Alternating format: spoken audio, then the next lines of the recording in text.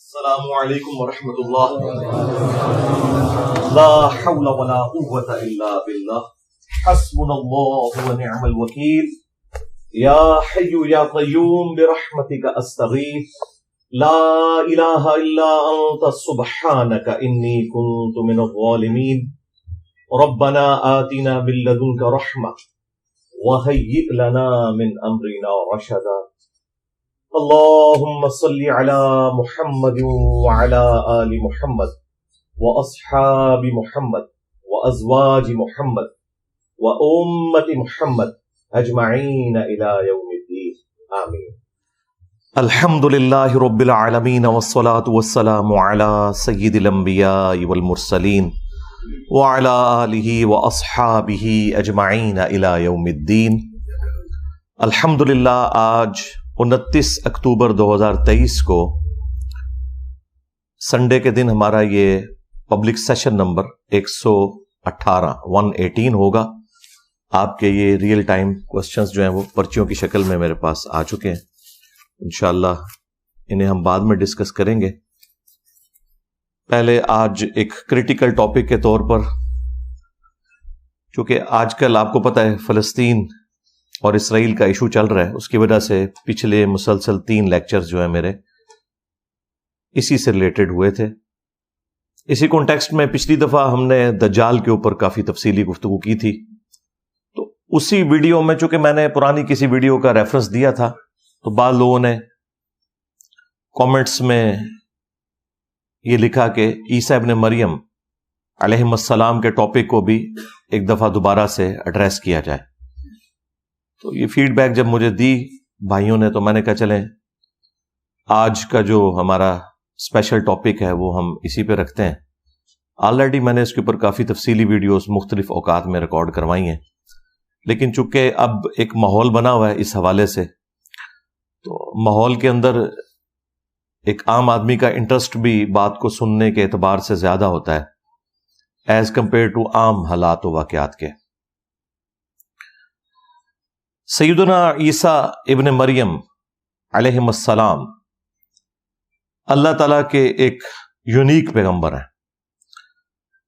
جو extraordinary qualities اللہ تعالیٰ نے عیسیٰ ابن مریم کو دی ہیں وہ کسی اور پیغمبر کو نہیں دی.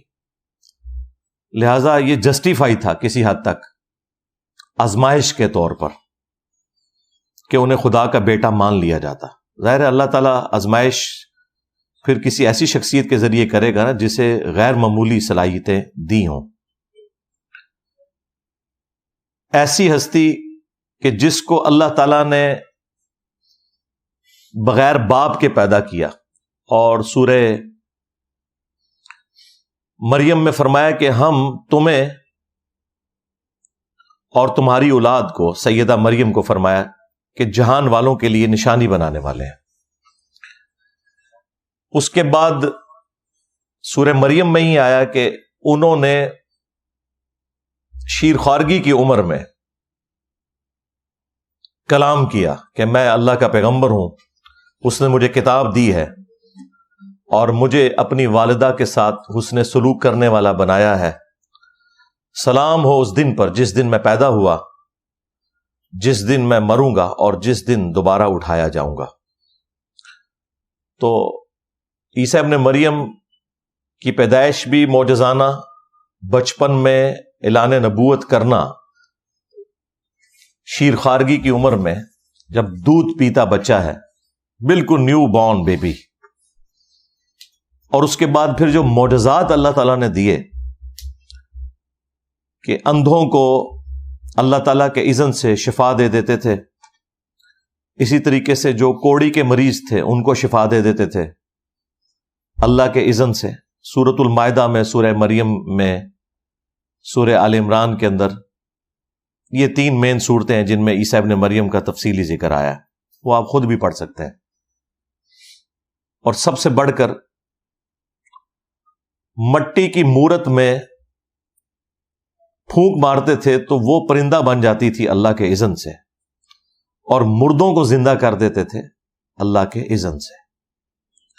اب یہ کوالٹیز کسی اور پیغمبر کو اللہ تعالیٰ نے نہیں دی. یہاں تک کہ فرمایا کہ روح من، وہ اللہ کی روح ہے.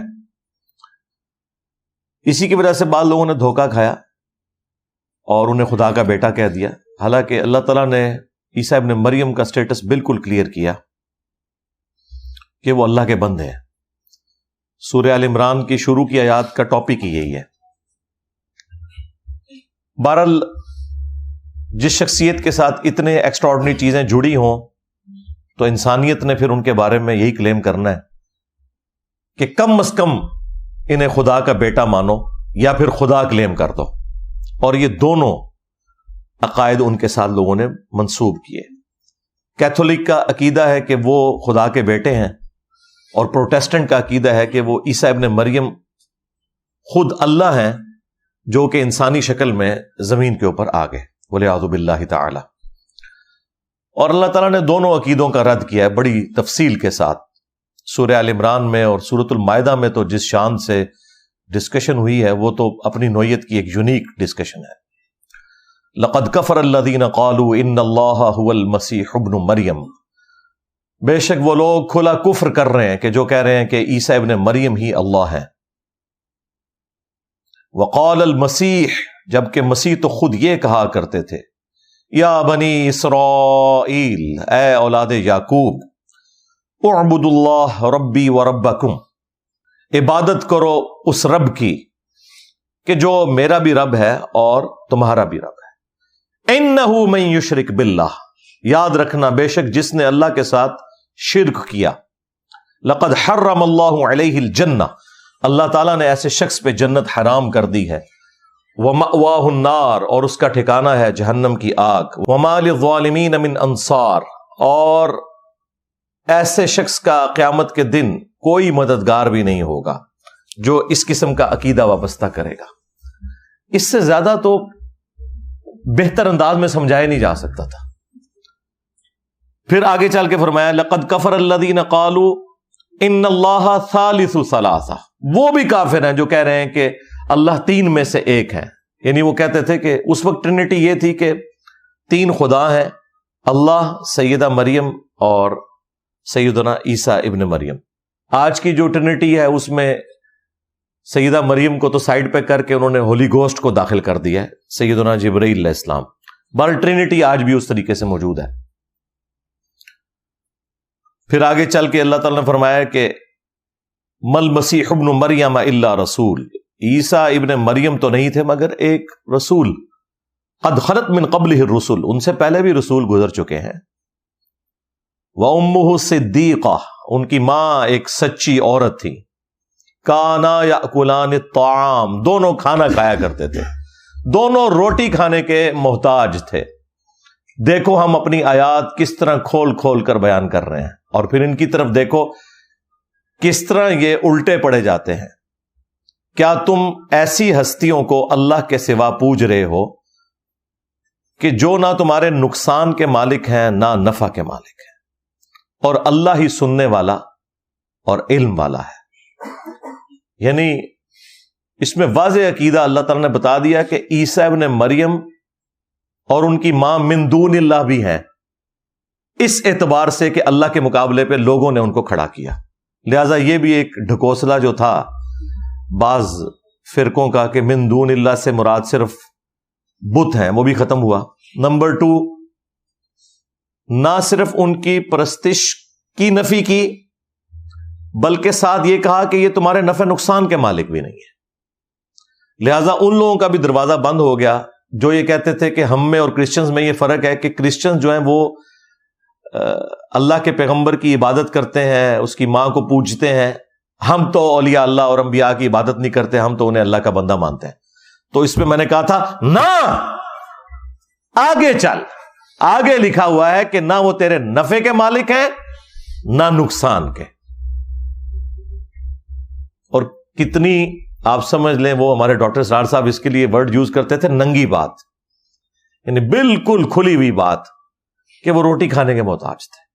بھائی اگر عیسیٰ ابن مریم اور ان کی ماں روٹی کھانے کے محتاج ہیں اور وہ کسی کے نفع اور نقصان کے مالک نہیں ہیں تو سرکار بابت شاہی کوئی نہیں. بالکل قرآن کی ہر آیت سے یہی رزلٹ نکلتا ہے کہ بابت شاہی کوئی نہیں. عیسیٰ کے جیسا ہے ہی کوئی نہیں، تیرے بابے تھے، شاہ ہی کوئی نہیں۔ تو اگر عیسیٰ ابن مریم کو اللہ تعالیٰ نے سینٹرڈ کیا تو صرف اس لیے کہ آپ کے سامنے یہ مقدمہ بالکل واضح ہو جائے کہ اگر عیسیٰ ابن مریم جو اولو العزم پیغمبروں میں سے ہیں، 5 اولو العزم پیغمبر قرآن میں رپورٹ ہوئے ہیں، سورۃ الاحزاب میں، سورہ الشورى کے اندر، محمد رسول اللہ صلی اللہ علیہ وآلہ وسلم، ابراہیم خلیل اللہ، موسیٰ کلیم اللہ، نوح نجی اللہ، اور عیسیٰ روح اللہ علیہم السلام اجمعین، ان میں سے ایک ہیں۔ اگر ان کا یہ سٹیٹس ہے کہ وہ روٹی کھانے کے محتاج ہیں، کسی کے نفع نقصان کے وہ مالک نہیں ہیں، تو سرکار پھر باقیوں کو تو آپ چھوڑ دیں۔ اور پھر سورۃ المائدہ میں اللہ تعالیٰ نے جتنے سخت الفاظ کے اندر اس ٹاپک کو ایڈریس کیا ہے، لقد کفر الذین قالوا ان اللہ هو المسیح ابن مریم، بے شک وہ لوگ کھلا کفر کر رہے ہیں کہ جو کہہ رہے ہیں کہ اللہ ہی عیسیٰ ابن مریم ہے، نعوذ باللہ۔ قل فمن یملک من اللہ شیئا، یہ شیئا بابت شاہی کوئی نہیں، یہ عربی سے لفظ آیا ہوا ہے۔ اے نبی ان سے فرماؤ اللہ کا کوئی کیا بگاڑ لے گا اگر اللہ ارادہ کرے کہ عیسیٰ ابن مریم کو، ان کی ماں کو، اور جتنے زمین میں ہیں سب کو ہلاک کر دے، یعنی سارے باب فارغ، تب بھی اللہ کو کوئی پوچھ نہیں سکتا۔ تو یہاں پہ اللہ تعالیٰ نے توحید کو پھر اسٹیبلش کیا۔ غصہ تھا کرسچنز پہ، سینٹرڈ کسے کیا؟ عیسیٰ ابن مریم کو، کیونکہ اللہ تعالیٰ کو تو کوئی آر نہیں ہے، یہ کائنات اس نے اس لیے نہیں بنائی ہے کہ اس کے پیغمبروں کو خدا مان لیا جائے۔ جب توحید سمجھائے گا اللہ تعالیٰ پھر اسی طریقے سے سمجھائے گا کہ اگر اللہ عیسیٰ، اس کی ماں اور سب کو ہلاک کرتے، اچھا وصال شریف بھی نہیں فرمایا، وفات شریف بھی نہیں، ہلاک کا لفظ ہے صرف یہ بتانے کے لیے کہ خالق اور مخلوق میں کتنا فرق ہے۔ یہ ہے سرکار رحمانی توحید، اور ایک ہے شیطانی توحید۔ شیطانی توحید یہ ہے کہ انبیاء کو، اولیاء کو، بزرگ بابوں کو اللہ کے مقابلے پہ کھڑا کر دو، خواہ ان کی تعلیمات نہ بھی ہو تب بھی ان کو کھڑا کر دو اللہ کے مقابلے پر۔ پھر ظاہر ہے کہ جب اس طرح کا معاملہ ہوگا پھر اس لیول پہ اتر کے اللہ تعالیٰ سمجھائے گا کہ عیسیٰ کو خدا مانے ہو، اگر اللہ عیسیٰ کو، اس کی ماں کو، سب کو ہلاک کر دے، اللہ کا کوئی کیا بگاڑ لے گا؟ تو پھر اس لیول پہ اتر کے بات کو سمجھانا پڑتا ہے۔ اور دیکھیں سیدنا ابوبکر صدیق رضی اللہ تعالیٰ عنہ نے کس طریقے سے عقیدہ امت کو دیا کہ نبی علیہ السلام کی میت کے اوپر جب انہوں نے خطبہ دیا ہے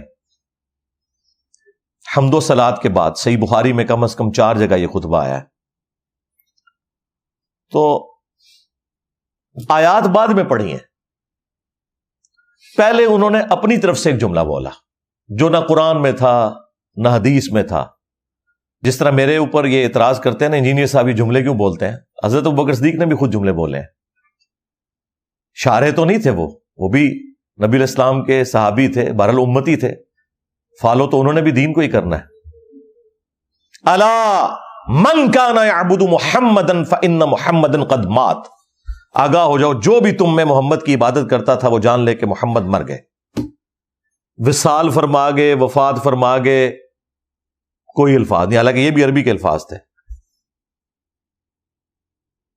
ان کو کسی نے نہیں کہا جی قرآن میں لکھا ہے شہید زندہ ہے، انہیں پتا تھا وہ بات اور ہے، یہ بات اور ہے۔ دنیا سے مر چکا ہے شہید بھی، اللہ کے حضور زندہ ہے، قرآن میں ہے۔ دنیا میں اگر زندہ ہے تو اس کی بیوی پھر کیا دوبارہ نکاح کر کے زنا کر رہی ہوتی ہے؟ بھائی مر چکا ہے، اسی لیے وہ کسی اور مرد سے شادی کرتی ہے، اللہ کے حضور زندہ ہے۔ ہاں نبی کی بیوی اس لیے نہیں کرتی ہے کہ وہ امت کی ماں ہے، اس وجہ سے نہیں کہ نبی آخرت میں زندہ ہے، اس وجہ سے کہ وہ امت کے باپ ہیں اور ان کی بیویاں مائیں ہیں، اس لیے اللہ تعالیٰ نے وہاں پہ یہ والا معاملہ ختم کر دیا۔ النبی اولیٰ بالمؤمنین من انفسہم وازواجہ امہاتہم، نبی مومنین کی جانوں سے بڑھ کر ان پر حق رکھتے ہیں، نبی کی بیویاں امت کی مائیں ہیں۔ اور پھر سورۃ الاحزاب میں آگے چل کے آیا کہ اللہ تعالیٰ کے نزدیک یہ بہت بڑا گناہ ہے کہ نبی کی وفات کے بعد تم ان کی بیوی کے ساتھ شادی کرو، یہ اللہ تعالیٰ نے ایک آنر کے طور پر کیا۔ لیکن دوسری طرف حضرت جعفر طیار شہید ہوئے ہیں غزوہ موتا کے اندر، حضرت علی کے بھائی، ان کی بیوی اسماء بنت امیس ان کے ساتھ حضرت ابوبکر نے شادی کر لی. حالانکہ جعفر وہ ہیں جن کا نام جعفر طیار ہے. بخاری میں ہے کہ اللہ تعالیٰ نے انہیں جنت میں 2 پر دیے ہیں, ان کے بازو کٹ گئے تھے, اس سے وہ اڑتے ہیں جنت میں, یعنی کنفرم زندہ. اور بیوی نے نکاح کر لیا حضرت ابوبکر کے ساتھ, ان سے محمد بن ابی بکر پیدا ہوئے. پھر حضرت ابوبکر بھی فوت ہو گئے, پھر اسی عورت کے ساتھ حضرت علی نے نکاح کر لیا اور محمد بن ابی بکر کی پرورش کی. اور جعفر طیار کا جو بیٹا تھا عبداللہ بن جعفر, اس کی بھی پرورش کی, بلکہ ان کو تو اپنی بیٹی زینب بھی دے دی. تو یہ میں بتا رہا ہوں کہ اگر شہید زندہ ہے تو یہ کیا آگے چل رہا ہے سارا معاملہ, تو وہ زندگی اللہ کے حضور ہے. تو حضرت ابوبکر نے ایک فرضی جملہ بولا, جو بھی تم میں محمد کی عبادت کرتا تھا جان لے محمد مر گئے. وَمَن يَعْبُدُ اللَّهَ, اور جو اللہ کی عبادت کرتا تھا وہ جان لے فَإِنَّ اللَّهَ حَيٌّ لَا يَمُوتُ, کہ اللہ تعالیٰ زندہ ہے, اسے کبھی موت نہیں آئے گی. کسی نے نہیں کھڑے ہو کے کہا کہ حضرت یہ کون سی آیت ہے, یہ کون سی حدیث ہے, یہ آپ اپنی طرف سے باتیں کر رہے ہیں. کسی کی جرت نہیں تھی. انہیں پتا تھا کہ حضرت ابوبکر جو کچھ کہہ رہے ہیں یہ عقیدہ ہے, اپنے انداز میں بیان کر رہے ہیں وہ, کیونکہ انسانیت نے سب سے بڑا شرک عیسیٰ ابن مریم کے نام کے اوپر دیکھا ہے. اس وقت بھی بت پرست 90 کروڑ ہیں, اور کرسچن جو ہیں 2 ارب سے زیادہ ہو چکے ہیں. اس وقت بھی سب سے بڑا شرک ایک پیغمبر کے نام پہ ہو رہا ہے. پیغمبر کا قصور نہیں ہے, ان کے ماننے والوں کا ہے. لیکن نبی علیہ السلام نے کیا فرمایا صحیح بخاری میں, دیکھنا میری شان کو اس طرح بلند نہ کرنا جس طرح نصارہ نے عیسیٰ ابن مریم کو بڑھا دیا. میں اللہ کا بندہ اور اس کا رسول ہوں, مجھے اللہ کا بندہ اور اس کا رسول کہنا. یہ چیز تھی حضرت ابوبکر کے سامنے. تو جناب حضرت ابوبکر صدیق نے ایک فرضی جملہ بولا. کسی صحابی نے نہیں کہا کہ حضرت ہم میں کون رسول اللہ کی عبادت کرتا ہے, آپ مسلمانوں پہ کلمہ کو مشرک ہونے کا فتویٰ کیوں لگا رہے ہیں. انہوں نے تو یہی کہنا تھا نا. یہ سب کچھ کہنے کے بعد انہوں نے آیت پڑھی. میں تو بڑی احتیاط کرتا ہوں, پہلے آیت پڑھتا ہوں, پھر حدیث پڑھتا ہوں, پھر کہتا ہوں بابے شاہی کوئی نہیں. لیکن حضرت ابوبکر صدیق نے پہلے اپنا جملہ بولا کہ جو محمد کی عبادت کرتا تھا جان لے کہ محمد مر چکے, اور جو اللہ کی عبادت کرتا ہے وہ جان لے کہ اللہ تعالیٰ زندہ ہے, اسے موت نہیں آئے گی. پھر کہا کہ قرآن میں آیت ہے وما محمد الا رسول قد خلت من قبلہ الرسل افئن مات او قتل انقلبتم علی اعقابکم, محمد تو نہیں مگر ایک رسول, اگر یہ مر جائیں یا قتل ہو جائیں تو کیا تم دین سے الٹے قدم پھر جاؤ گے. یعنی نبی علیہ السلام پہ تو احسان نہیں کیا نا تم نے اپنی آخرت کے لیے کلمہ پڑھا. پھر پڑھا انک میت وانہم میتون, اے نبی تمہیں بھی مرنا ہے, تمہارے مخالفین کو بھی مرنا ہے, اور پھر تم اللہ کے حضور قیامت کے دن جھگڑا کرو گے, اللہ تعالیٰ فیصلہ کر دے گا. آیات بعد میں پڑھی, عقیدہ پہلے دیا. تو لوگ ہم سے پوچھتے ہیں کہ جناب انجینئر صاحب کے دماغ میں باتیں کہاں سے آتی ہیں. بھائی انجینئر صاحب حضرت ابوبکر صدیق کے ماننے والے ہیں رضی اللہ تعالیٰ عنہ. جب تم کہو گے کہ بابے نے سمندر روکا ہوا ہے تو پھر انجینئر کیوں نہ کہے کہ بڑے سے بڑا کوئی انسان ہو اپنا پیشاب نہیں روک سکتا, سمندر روکنا تو دور کی بات. جب کوئی شخص گمراہی پھیلاتا ہے نا تو اس کے مقابلے کے اوپر کاؤنٹر نیریٹو اسی طریقے سے کھڑا ہوتا ہے. میں آج آپ کو بڑے وثوق سے کہتا ہوں, آج اگر حضرت ابوبکر زندہ ہوتے تو اس سے زیادہ سخت جملے ان کے اوپر بولتے ہیں. جب کچھ ہوا نہیں تھا تو یہ کہہ رہے تھے جو محمد کی عبادت کرتا تھا جان لے محمد مر چکے. یعنی 2 کتنی سخت باتیں. ایک تو صحابہ کو کہہ رہے ہیں کہ جو تمہیں عبادت کرتا ہے, سیدھا سیدھا بھی شرک کا فتویٰ کوئی نہیں کرتا تھا, ان کو بھی پتا تھا. اور دوسرا نبی علیہ السلام کی تعریف کرنے کی بجائے, کوئی نعت پڑھنے, کوئی دروشی پڑھنے کی بجائے سیدھا یہ کہہ رہے ہیں کہ مر چکے. ایک غم ہے صحابہ کو, اوپر سے اس طرح کے جملے. اس کا مطلب ہے کہ صحابہ کرام کے لیے توحید ٹاپ پرائورٹی تھی. انہیں یہ پتا تھا کہ پیغمبر اسی میں خوش ہے جو حضرت ابوبکر صدیق بیان کر رہے ہیں رضی اللہ تعالیٰ عنہ. اور یار پیغمبروں کو تو چھوڑ دیں, ہم میں سے جن لوگوں کو توحید کا تعارف ہوا ہے, اگر ہماری شان میں کوئی ایسی کوئی بات کر دے کہ اس میں شرک کا شائبہ ہو تو یقین کریں ہاتھ پاؤں کامنا شروع ہو جاتے ہیں کہ یار یہ کیا بات کر رہے ہو یار. تو پیغمبر تو اللہ تعالیٰ کی کتنی اعلیٰ شناخت رکھتے ہیں, وہ تو سوچ بھی نہیں سکتے کہ ان کے ساتھ کوئی اس طرح کا عقیدہ وابستہ کرے کہ خدا کے مقابلے پہ اسے کھڑا کر لیا جائے. اسی لیے اللہ تعالیٰ نے فرمایا عیسیٰ ابن مریم کبھی یار محسوس نہیں کریں گے اس بات پر کہ انہیں اللہ کا بندہ کہا جائے، نہ کوئی مقرب فرشتہ۔ اللہ اکبر۔ پھر اللہ تعالیٰ فرمایا کہ اگر کوئی اس چیز سے آر محسوس کرے گا نا، پھر قیامت والے دن ہم سب کو جمع کر لیں گے اور عذاب دیں گے ایسوں کو۔ یہ سمجھانے کے لیے تھا، ایسا کبھی بھی نہیں ہونا تھا۔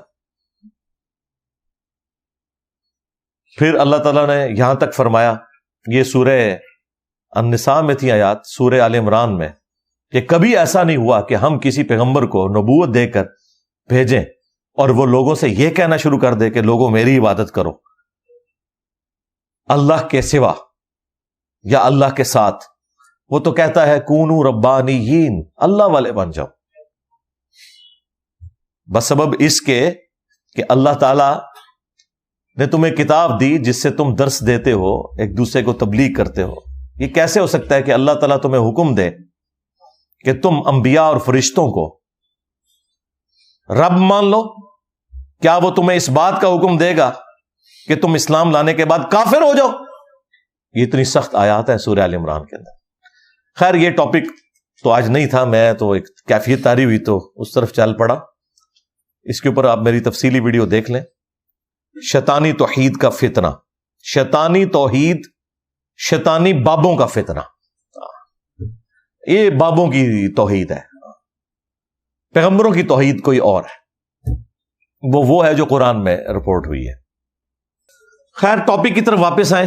عیسیٰ ابن مریم علیہ السلام سے متعلق مسلمانوں کا یہ اجماعی عقیدہ ہے۔ 5 جملوں میں وہ عقیدہ بیان کر دیتا ہوں۔ نمبر 1، عیسیٰ ابن مریم علیہ السلام کو اللہ تعالیٰ نے 33 سال کی عمر میں، 33 ایئرز کی ایج میں زندہ آسمانوں پر اٹھا لیا۔ نمبر 2، عیسیٰ ابن مریم علیہ السلام قیامت سے پہلے ایک دفعہ اس دنیا میں دوبارہ تشریف لائیں گے۔ نمبر 3،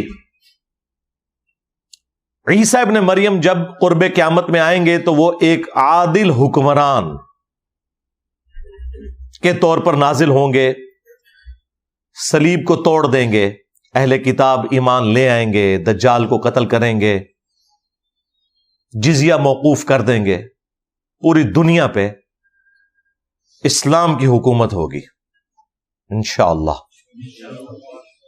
امام مہدی ان کے لیے گراؤنڈز بنائیں گے، لیکن الٹیمیٹلی جب عیسیٰ ابن مریم آئیں گے تو یہ لیڈرشپ عیسیٰ ابن مریم کے سپرد کر دی جائے گی، کیونکہ دجال کا فتنہ ایک اتنا ایکسٹراڈنری فتنہ ہے کہ وہ دنیا کے انسانوں کے قابو میں آنے والا نہیں ہے۔ اس کے لیے پھر بڑی پرسنالٹی چاہیے، اور وہ عیسیٰ ابن مریم۔ اور نمبر 4، وہ 40 سال تک دنیا میں حکومت کریں گے۔ اسی دوران وہ شادی بھی کریں گے، ان کے بچے بھی ہوں گے، یعنی ان کی عمر 73 ایئرز ہوگی۔ 33 وہ جو دنیا میں گزار چکے، 40 ابھی انہوں نے گزارنی ہے۔ اور نمبر 5 عقیدہ ان کے بارے میں یہ ہے کہ جب وہ فوت ہوں گے، مسلمان ان کا جنازہ پڑھ کے انہیں قبر رسول صلی اللہ علیہ وآلہ وسلم کے ساتھ روضہ شریف میں دفن کریں گے۔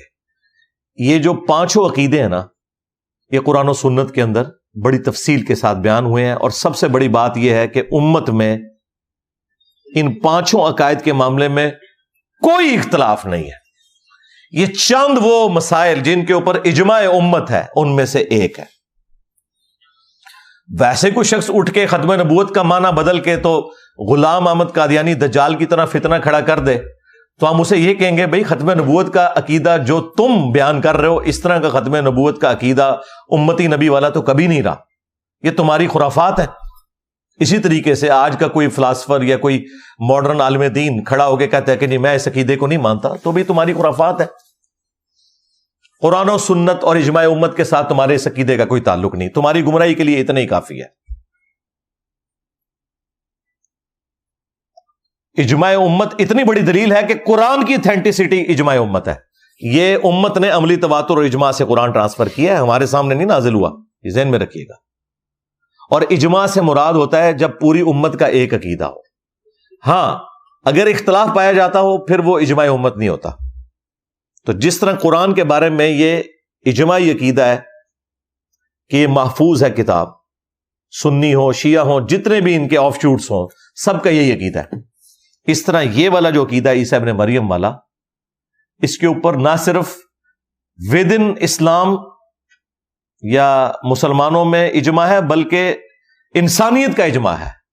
جیوز اور کرسچنز بھی مانتے ہیں، خیر ان کے ماننے میں اور ہمارے ماننے میں فرق ہے، لیکن بہرحال ایک پرسنالٹی کے بارے میں سب متفق ہے. تو اس حوالے سے جو لوگ چیزیں نکالتے رہتے ہیں ان کی کوئی اہمیت نہیں ہے. نبی الاسلام نے واضح فرمایا تھا، المستدرک للحاکم میں حدیث ہے، المعجم الکبیر طبرانی کے اندر بھی یہ روایت موجود ہے، اور سورہ النساء کی آیت نمبر 115 اسے سپورٹیو ہے کہ میری امت کبھی بھی گمراہی پر جمع نہیں ہوگی، جماعت پہ اللہ کا ہاتھ رہے گا. یعنی پوری امت اگر کوئی عقیدہ بتا رہی ہوگی نا وہ کبھی گمراہی پہ مبنی نہیں ہوگا. مثلا پوری امت بتاتی ہے کہ نمازیں 5 ہیں، پوری امت بتاتی ہے کہ نماز قبلہ رخ ہو کے پڑھنی ہے، پوری امت بتاتی ہے کہ فجر کے 2 فرض ہیں، ظہر کے 4، عصر کے 4، 3 مغرب کے اور 4 عشاء کے. یہ اجماعی عقیدے ہیں. پوری امت کا عقیدہ ہے کہ مرنے کے بعد مسلمان کو غسل دے کر کفن دے کر قبلہ رخ قبر میں رکھنا ہے اور اس کا جنازہ بھی پڑھنا ہے. یہ ایگریڈ اپون چیزیں ہیں، یہ اجماع امت والی چیزیں ہیں. اسی طریقے سے حیات مسیح اور نزول مسیح علیہ السلام کے اوپر بھی امت کا اجماع ہے. کسی بندے کے اختلاف کرنے سے کوئی اس کی اہمیت نہیں ہے کہ اسے اتنا اجاگر کیا جائے کہ آپ ایک مصیبت ڈال کے بیٹھ جائیں. ہم دلائل رکھیں گے انشاءاللہ تعالی، ساتھ ساتھ ان لوگوں کے شیطانی وسوسوں کا رد بھی کریں گے تاکہ ایک عام آدمی کو بات سمجھ آ جائے. سب سے پہلے قرآن پاک میں جو آیات ہیں میں انشاءاللہ وہ کور کروں گا 3 مقامات سے عیسیٰ ابن مریم سے متعلق، جو حیات مسیح اور نزول مسیح سے ریلیٹڈ آیات ہیں، اور ان کی ساتھ ساتھ تشریح بھی کروں گا انشاءاللہ تعالی. اور اینڈ پہ جا کے میں 12 صحیح الاسناد احادیث بیان کروں گا، لیکن وہ آخر میں بیان کروں گا صرف اس لیے کہ وہ لوگ جو یہ سمجھتے ہیں کہ یہ عقیدہ امت نے خود سے گھڑ لیا ہے، قرآن میں اس کی کوئی جڑ موجود نہیں ہے، ان کا رد کرنا اس وقت زیادہ امپورٹنٹ ہے. احادیث تو عموماً آپ نے سنی ہوئی ہیں، لیکن ظاہر ہے کہ ہم تو ہر حدیث ریفرنس کے ساتھ بیان کرتے ہیں. وہ 12 صحیح الاسناد احادیث انشاءاللہ تعالی میں اینڈ پہ بیان کر دوں گا. تفصیل میں جانے سے پہلے ایک دفعہ دروشی پڑھ لیں. اللہم صلی علی محمد وعلی آل محمد واصحاب محمد اجمعین الی یوم الدین. ہاں جی، پہلا مقام جو ہے جی وہ سورہ النساء کی آیت نمبر 156 آنورڈ. سورۃ النساء کنکلوڈ ہو رہی ہے ان آیات کے اندر. جیوز نے جو اللہ تعالیٰ کی نافرمانیاں کی ہیں ان کی ایک فہرست آپ سمجھ لیں، پورا مقدمہ ان پہ قائم کیا. انہی میں سے ایک چیز اللہ تعالیٰ نے بیان فرمائی عیسیٰ ابن مریم کے حوالے سے کہ اللہ تعالیٰ نے جیوز کے دلوں پر جو مہر لگا دی اس کی چند وجوہات میں سے ایک وجہ یہ بھی تھی. اعوذ باللہ من الشیطان الرجیم، بسم اللہ الرحمن الرحیم. وَبِكُفْرِهِمْ وَقَوْلِهِمْ عَلَى مَرْيَمَ بُهْتَانًا عَظِيمًا. اور یہ جو ان کے دلوں کے اوپر اللہ نے مہر لگائی وہ بسبب اس کے کہ انہوں نے کفر کیا، اور ان کا یہ قول جو انہوں نے سیدہ مریم کے اوپر ایک بہت بڑا بہتان لگایا، نعوذ باللہ، کہ ان کا بیٹا جو ہے یہ آؤٹ آف ویڈ لاک پیدا ہوا ہے بجائے اسے معجزہ ماننے کے. وَقَوْلِهِمْ، اور ان کا یہ کہنا بھی، اِنَّا قَتَلْنَا الْمَسِيحَ عِيسَى ابْنَ مَرْيَمَ رَسُولَ اللَّهِ، کہ بے شک ہم نے تو مسیح کو، عیسیٰ ابن مریم کو قتل کر دیا جو کہ اللہ کے رسول ہیں. اب اس کے اندر ایک بڑی حیران کن بات ہے چھپی ہوئی کہ عیسیٰ ابن مریم جو کہ رسول اللہ ہے ان کو قتل کرنے کا دعویٰ یہ کر رہے ہیں، کیونکہ رسول کبھی بھی قتل نہیں ہوتا، انبیاء قتل ہوئے ہیں. قرآن میں جن آیات میں رسول کے لیے ورڈ آیا نا وہ بھی لغت کے معنوں میں آیا. جب ٹرمنالوجی میں اصطلاح میں بات کرتے ہیں تو نبی وہ ہوتا ہے کہ جو کسی رسول کی شریعت میں مجدد کی حیثیت سے آتا ہے اسے اسٹیبلش کرنے کے لیے, نہ کہ کوئی نئی شریعت لے کے آتا ہے. اور رسول وہ ہوتا ہے جو نئی شریعت کے ساتھ آتا ہے. رسول تو بہت تھوڑے ہیں. وہ مسند احمد میں حدیث ہے, مشکات میں بھی, کہ 1,24,000 پیغمبر ہیں, ان میں سے صرف 315 رسول ہیں, باقی سب کے سب انبیاء ہیں. رسول شریعت کے ساتھ آتے ہیں, پلس رسول آ کے اپنی قوم کو یہ دھمکی لگاتے ہیں کہ اگر تم ہم پر ایمان نہ لائے تو بڑے دن کا عذاب تمہیں آ پکڑے گا. اور پھر اس کی وجہ سے ان کی قوموں کو ہلاک کیا جاتا ہے.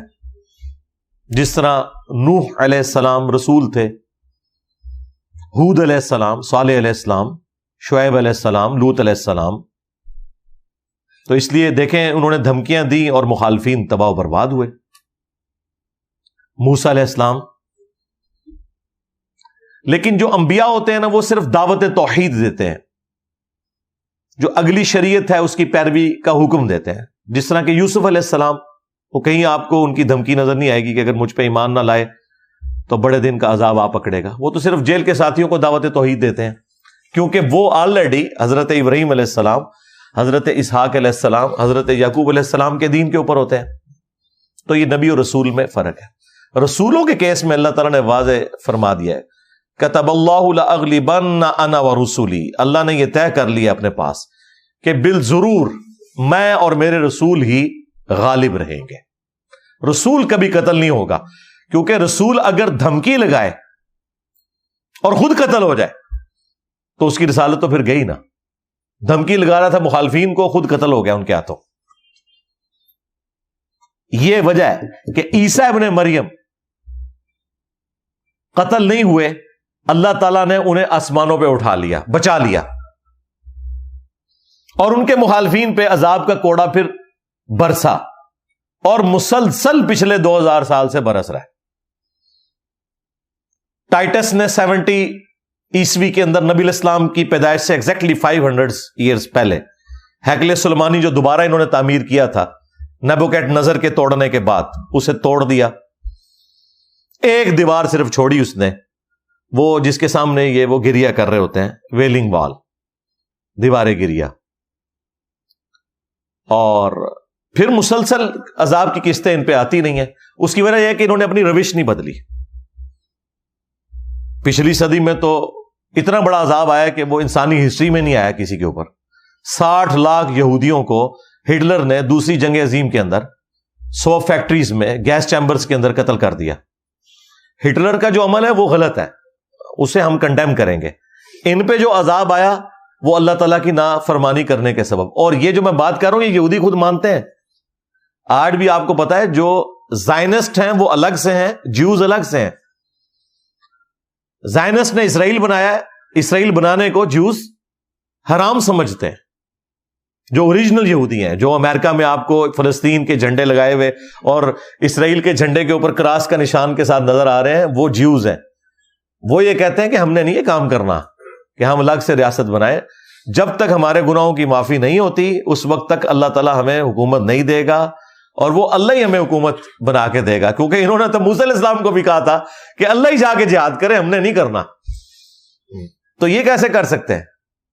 تو ایک پولیٹیکل موومنٹ تھی یہ زائنسٹ موومنٹ جو ہے. ہاں ان کا مذہب جو ہے وہ یہودیت تھا, بس یہ ہے. جس طرح کے سلطنت عثمانیہ یا بنو امیہ, بنو عباس یا باقی حکومتیں, اسلامی حکومتیں تو نہیں تھی.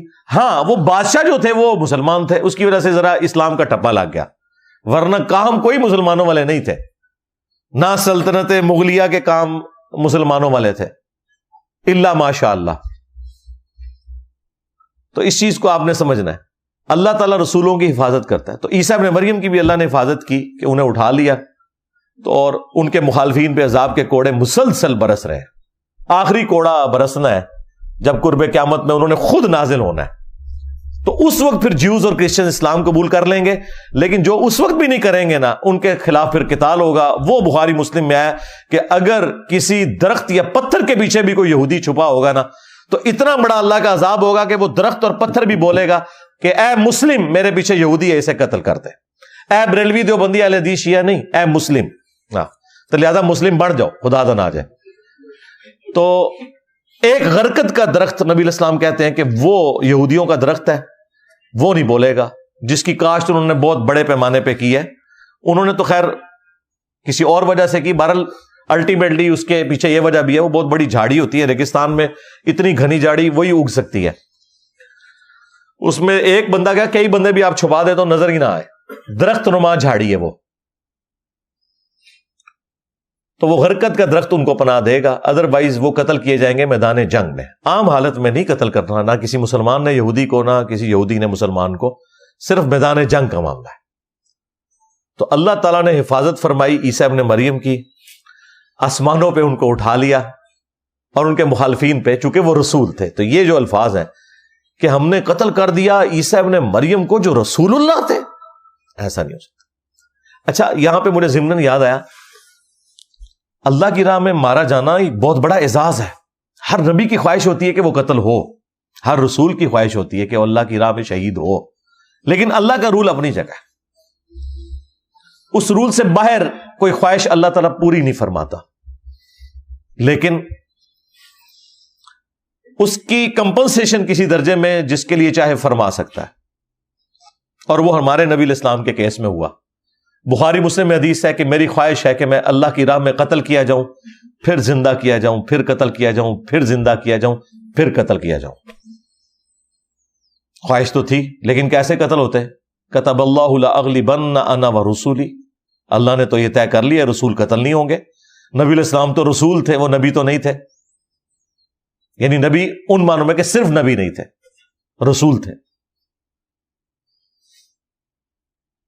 تو نہیں قتل ہو سکتے تھے۔ اللہ نے ایک اس کا آلٹرنیٹو دیا، اور وہ یہ صحیح بخاری کے اندر موجود ہے۔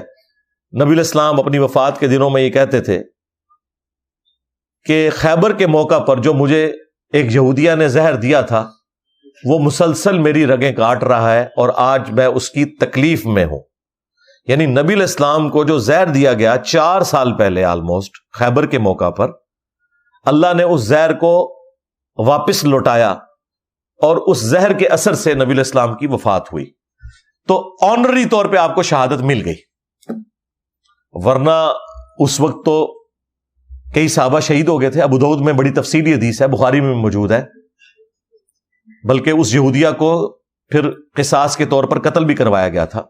اس سے پوچھا گیا یہ کیا حرکت کی ہے؟ اس نے کہا کہ میں نے اس لیے کی کہ اگر تو یہ اللہ کے رسول ہیں تو اللہ تعالیٰ ان کی حفاظت کر لے گا، اور اگر یہ اللہ کے رسول نہ ہوئے تو ہماری جان چھوٹ جائے گی ان سے۔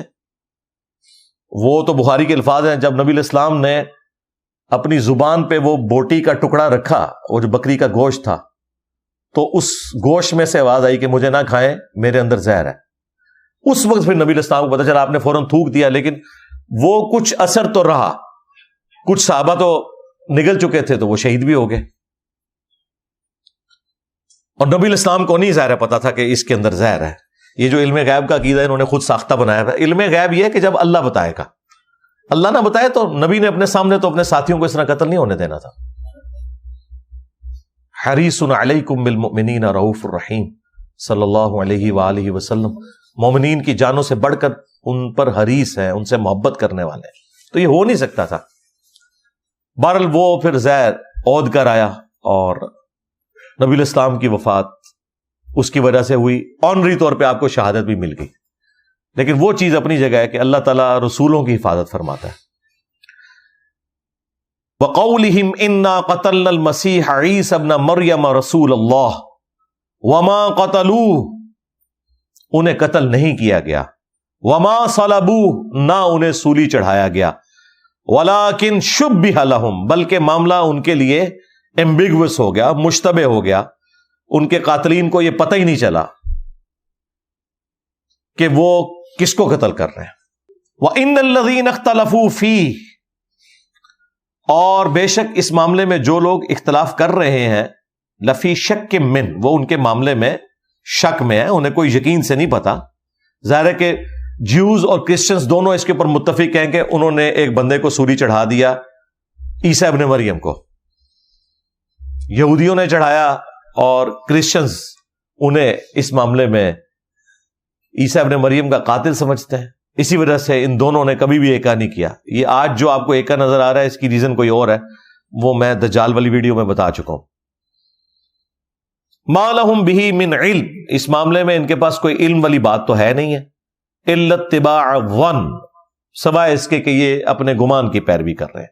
وما قتلوہ یقینا, اور یقیناً انہیں قتل نہیں کیا گیا. بل رفعہ اللہ الیہ, بلکہ اللہ تعالیٰ نے انہیں بلند کر لیا اپنی طرف. وکان اللہ عزیزا حکیما, اور بے شک اللہ تعالیٰ غالب ہے, حکمت والا ہے. یہ اللہ کی حکمت ہے. اللہ تعالیٰ اس بات پر بھی غالب تھا کہ جو لوگ انہیں قتل کرنا چاہ رہے تھے انہیں تباہ کر دیتا, لیکن اللہ کی حکمت یہ ہے کہ ان کو اس وقت کچھ نہیں کہا. عیسیٰ ابن مریم کو ہی اللہ تعالیٰ نے اوپر اٹھا لیا. اس میں واضح آ گیا کہ نہ وہ قتل ہوئے نہ سولی دیے گئے, اور یقیناً وہ قتل نہیں ہوئے, بلکہ اللہ نے انہیں اپنے پاس اٹھا لیا. اب یہ بڑا اچھا موقع تھا کہ یہاں پہ اللہ تعالیٰ فرماتا کہ وہ اپنی نیچرل ڈیتھ فوت ہوئے, فلاں جگہ ان کی قبر ہے. نہیں, فوت ہونے کا ذکر ہی نہیں ہے. یہ ذکر ہے کہ قتل نہیں ہوئے, سلیب نہیں دیے گئے, بلکہ اللہ نے انہیں اپنے پاس اٹھا لیا. تو یہ اتنے غیر معمولی الفاظ بتا رہے ہیں کہ اللہ تعالیٰ نے انہیں زندہ اٹھایا.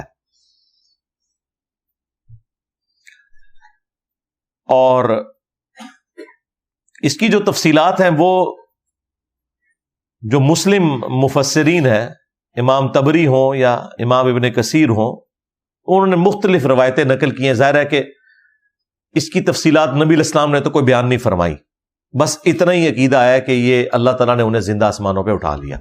لیکن وہ ایونٹ کیا ہوا تھا وہ تفصیلات ہمیں نہیں بتائی گئی ہیں. بعد میں پوپ کی لائبریری سے 17ویں صدی کے آغاز میں, آلموسٹ آج سے کوئی 400 سال پہلے, ایک انجیل کا ورژن نکلا تھا, انجیل برناباس کا. اب کرسچنز تو انجیل برناباس کو نہیں مانتے. بعد میں ٹرکی میں بھی ایک سمگلنگ کے دوران بھی کچھ سال پہلے ایک اس کا نسخہ ایک بندے کے ہاتھ لگ گیا تھا, اور وہ اب ٹرکی کے میڈیا کا تو دعویٰ ہے کہ وہ 1500 سال پرانا نسخہ ہے, نبی علیہ السلام کی پیدائش سے بھی پہلے کا ہے. اگر واقعی ایسا ہے اور اس میں وہی کچھ لکھا ہوا ہے تو یہ تو بڑی غیر معمولی بات ہے, کیونکہ پھر مسلمانوں پہ تو الزام نہیں لگایا جا سکتا کہ یہ انہوں نے خود لکھا ہے. لیکن اس کی کوئی کاربن ڈیٹنگ نہیں ہوئی بھی, لہذا میں وثوق سے نہیں اسے آن کر سکتا کہ واقعی وہ 1500 سال پرانا ہے. میں نے انجیل برناباس پڑھی ہے, اس کا جو مزاج ہے اس کتاب کا, اس میں تو مجھے نہیں لگتا کہ یہ کتاب کسی بھی اعتبار سے اللہ تعالیٰ کی طرف سے نازل ہوئی ہوئی انجیل ہے. اور مسلمانوں میں چند سکولرز ہیں جو کرسچنز کے ساتھ اس معاملے میں ایگری کرتے ہیں کہ یہ کسی مسلمان نے لکھ کے برناباس کے متھے ماری ہے. اس میں بڑی عجیب و غریب چیزیں بھی ہیں. اور دوسرا, الہامی کتابیں سینٹرڈ اراؤنڈ گاڈ ہوتی ہیں, وہ سینٹرڈ اراؤنڈ نبی علیہ السلام کے ہے. حتیٰ کہ اس میں یہاں تک لکھا ہوا ہے کہ حضرت آدم علیہ السلام کو جب اللہ تعالیٰ نے پیدا کیا تو ان کے جو ہے دائیں انگوٹھے پہ لا الہ الا اللہ اور بائیں انگوٹھے پہ محمد رسول اللہ ظاہر کیا, پھر نبی علیہ السلام کا تعارف کروایا, پھر انہوں نے چوم کے آنکھوں کو لگایا. وہ بریلوی پیش کرتے ہیں, وہ کہتے ہیں انجیل برناباس میں. تو کسی بریلوی نے اس زمانے کے لکھی ہوئی ہے یہ. تو میں تو ایگری نہیں کرتا کیونکہ اس کا مزاج ہی نہیں ہے. ہاں یہ کوئی کہہ سکتا ہے کہ جی وہ مزاج اس لیے نہیں ہے کہ اس میں تبدیلیاں ہو گئی, لیکن اوورآل وہ اس طرح کا مزاج اس میں نظر نہیں آتا جو آپ کو گاسپل آف جان میں, لیوک میں اور مارکس اور میتھیو میں نظر آتا ہے. بہرحال جن کی جذباتی ایفیلیشن ہے ہم اس کو ہرٹ نہیں کرنا چاہتے, لیکن اگر یہ سمجھتے ہیں کہ ٹرکی میں 1500 سال پرانا نسخہ ہے تو ٹرکی کو تو فوراً سے پہلے کاربن ڈیٹنگ کروانی چاہیے. میں کہتا ہوں نہیں, گورا آپ کا مقدمہ مان لے گا. اگر کاربن ڈیٹنگ سے اس کی ڈیٹ نکل آئے وہ تو بڑی آسانی سے پتہ چل جاتا ہے کہ یہ کتنا پرانا نسخہ ہے. جس طرح قرآن پاک کے بھی کچھ نسخوں کی کاربن ڈیٹنگ ہوئی ہے, حضرت عثمان کے زمانے کے نکلے ہیں وہ رضی اللہ تعالیٰ عنہ, آکسفورڈ کی لائبریری میں رکھے ہوئے ہیں. تو اس کی بھی کروائیں, اور میرا خیال ہے اس کی نہ کروانا اور اس کو اس طریقے سے ہائی لائٹ نہ کرنا ہی اس کو مشکوک بنا دیتا ہے. بہرحال انجیل برناباس کا میں نے ذکر اس لیے کر دیا کہ شاید کوئی اس کی طرف ریفر کرے، اور کئی لوگوں نے تو وی لاگس پورے بنا دیے ہیں، وہ اتنے مضبوط دلائل نہیں ہے کہ ہم ان کے سامنے پیش کریں، کیونکہ وہ ان کو مانتے نہیں ہیں۔ ہمارے پاس آلریڈی گاسپل آف جان کے اندر اتنی تفصیلی نبی علیہ السلام سے متعلق پیش گوئیاں موجود ہیں، ڈیوٹرانومی چیپٹر میں، تورات کے اندر بھی، کہ وہ تو ڈاکٹر ذاکر نائک نے اور احمد دیدار صاحب نے بڑی تفصیل کے ساتھ اس کے اوپر ویڈیوز ریکارڈ کروائی ہوئی ہیں کہ ہمیں برنباس کا سہارا لینے کی ضرورت نہیں۔ بہرحال اس میں بھی ایک سٹوری ملتی ہے کہ عیسیٰ ابن مریم کے لیے آسمان سے 4 فرشتے نازل ہوئے، اور ان کا ایک حواری تھا یہودا، اس نے خیانت کر دی تھی حضرت عیسیٰ کے ساتھ، اور ان کی رہائش گاہ کی جگہ بتا دی تھی، اور وہاں پہ رومنز کے فوجی پہنچ گئے، بت پرست رومنز کے۔ پپٹ حکومت اس وقت یہودیوں کی تھی، لیکن اوورال بت پرستوں کی تھی، تو فائنل ڈیسیژن ان کا ہی ہوتا تھا۔ تو وہ یہودیوں نے عیسیٰ ابن مریم کے خلاف سازش کر کے ان کے کان بھرے۔ بہرحال وہ جب رومن فوج گرفتار کرنے کے لیے آئی تو وہ جو یہودا تھا اس نے ان کو کہا کہ بھئی میں جس کی طرف اشارہ کروں گا نا، اے میرے استاد، تو تم نے اسے گرفتار کر لینا۔ ظاہر ہے وہ تو دوسری جگہ سے فوج آئی ہوئی تھی، اس زمانے میں کوئی تصویریں تو نہیں ہوتی تھی نا کہ آپ پیش کریں کہ جناب یہ ہے، آپ کو اس کو آپ نے نامعلوم افراد میں شامل کر لینا ہے۔ اس زمانے میں تو یہ نہیں ہوتا تھا۔ تو وہ جب اندر گیا، اس نے اشارہ کیا، تو وہیں پہ اللہ تبارک و تعالیٰ نے پھر معجزانہ طور پر، جب وہ اندر گیا تو اس ایکٹیویٹی کے پرفارم ہونے سے پہلے ہی اللہ تبارک و تعالیٰ نے ایسا معاملہ کیا کہ وہاں پہ اندر تو اندھیرا تھا۔ جب یہ یہودا انٹر ہوا نا تو ظاہر بھگدڑ مچ گئی۔ اسی دوران انہوں نے وہاں شمع وغیرہ روشن کی، تو یہودا کی شکل جو ہے وہ عیسیٰ ابن مریم والی اللہ تعالیٰ نے بنا دی تھی سزا کے طور پر۔ تو جو باقی حواری تھے انہوں نے کہا اے میرے استاد، سب نے یہی کہا، تو رومن فوج نے اس کو پکڑ لیا اور پکڑ کے اسے سولی چڑھا دیا۔ اسی طرح کی تفصیلات آپ کو ابن کثیر میں اور تبری میں ملیں گی، لیکن اس میں ذرا ڈیفرنٹ انداز میں ملتی ہیں۔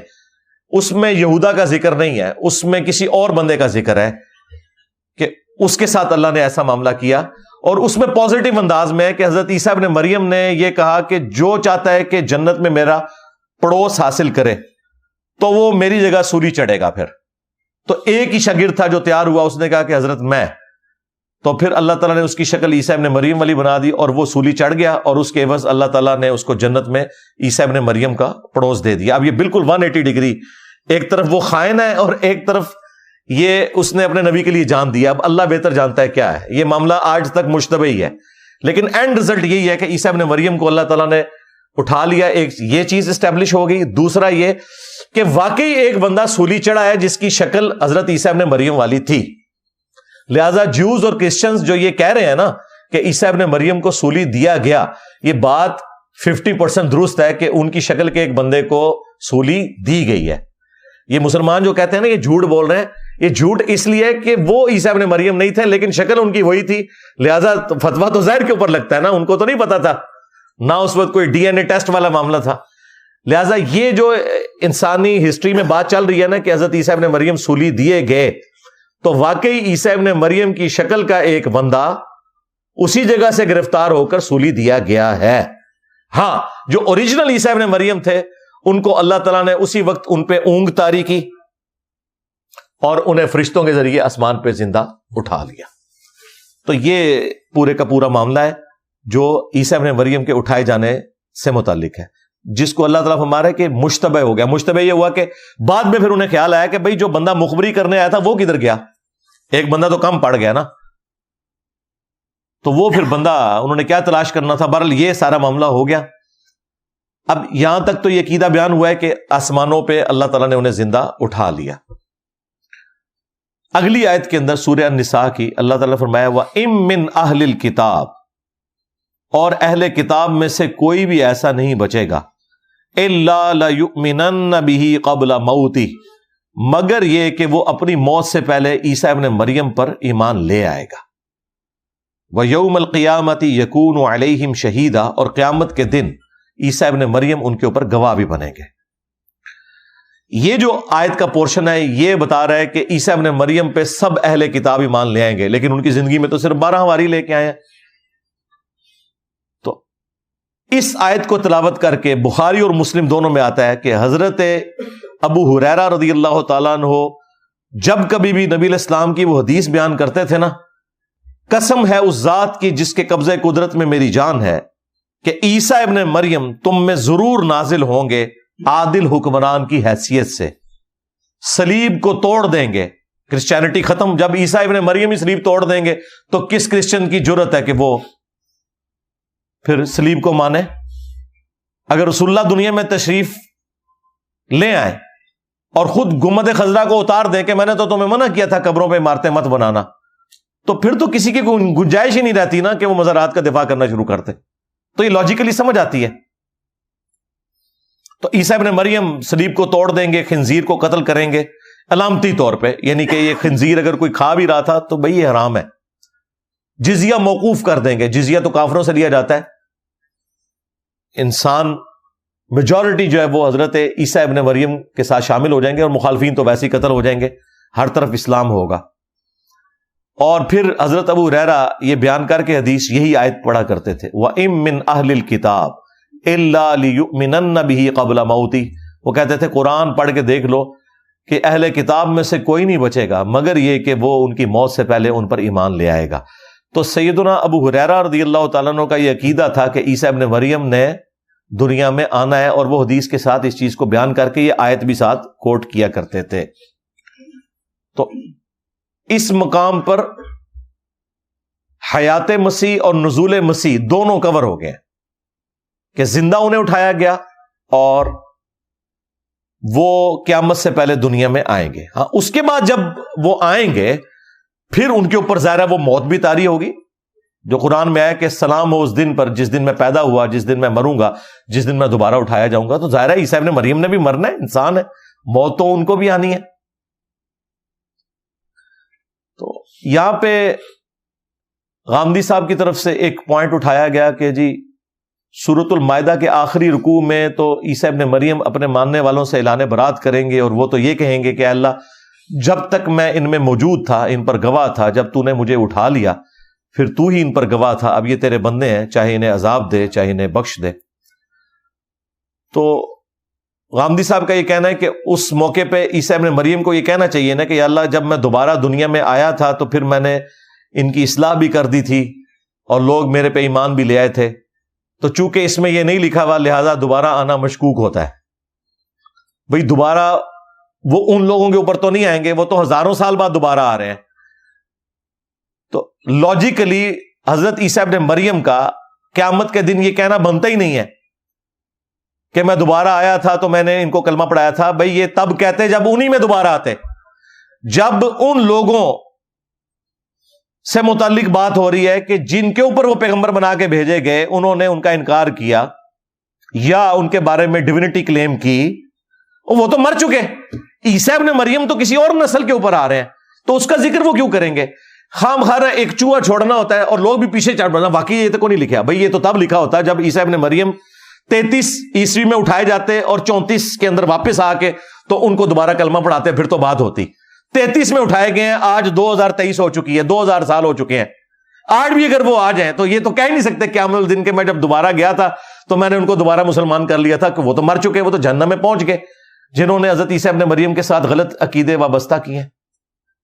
لہذا بالکل یہ جان بوجھ کے نہ قرآن میں کوئی اس طریقے سے اپنی بات کو داخل کرنا۔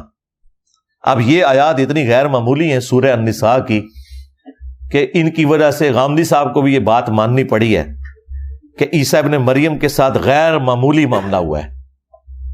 قادیانیوں کا تو عقیدہ ہے کہ وہ مر گئے ہیں اور ان کی قبر بھی ہے۔ غامدی صاحب کا عقیدہ ہے کہ وہ دنیا سے تو چلے گئے لیکن اللہ تعالیٰ نے ان کی ڈیڈ باڈی جو ہے وہ آسمانوں پہ اٹھا لی تھی تاکہ اس لاش کی بے حرمتی نہ ہو۔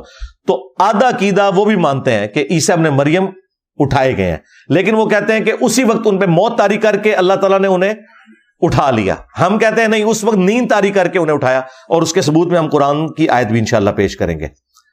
اور احادیث کو تو انہوں نے نہیں ماننا، تو اس کو تو چھوڑ دیں، ہم آیات سے اس مقدمے کو کلیئر کریں گے۔ یہاں پہ بالکل واضح ہے، اگر ان کی موت ہوئی ہوتی تو جب اللہ تعالیٰ یہ بار بار ذکر کر رہا ہے کہ نہ ان کو قتل کیا گیا، نہ سلیب دیا گیا، اور یقیناً نہیں قتل کیا گیا، تو بڑا اچھا موقع تھا کہ اللہ تعالیٰ فرماتا ہے کہ اللہ نے انہیں موت دی اور اوپر اٹھا لیا، لیکن اللہ نے یہ نہیں کہا وما قتلوہ یقینا، یقیناً وہ قتل نہیں ہوئے، بل رفعہ اللہ الیہ، بلکہ اللہ نے انہیں اوپر اٹھا لیا۔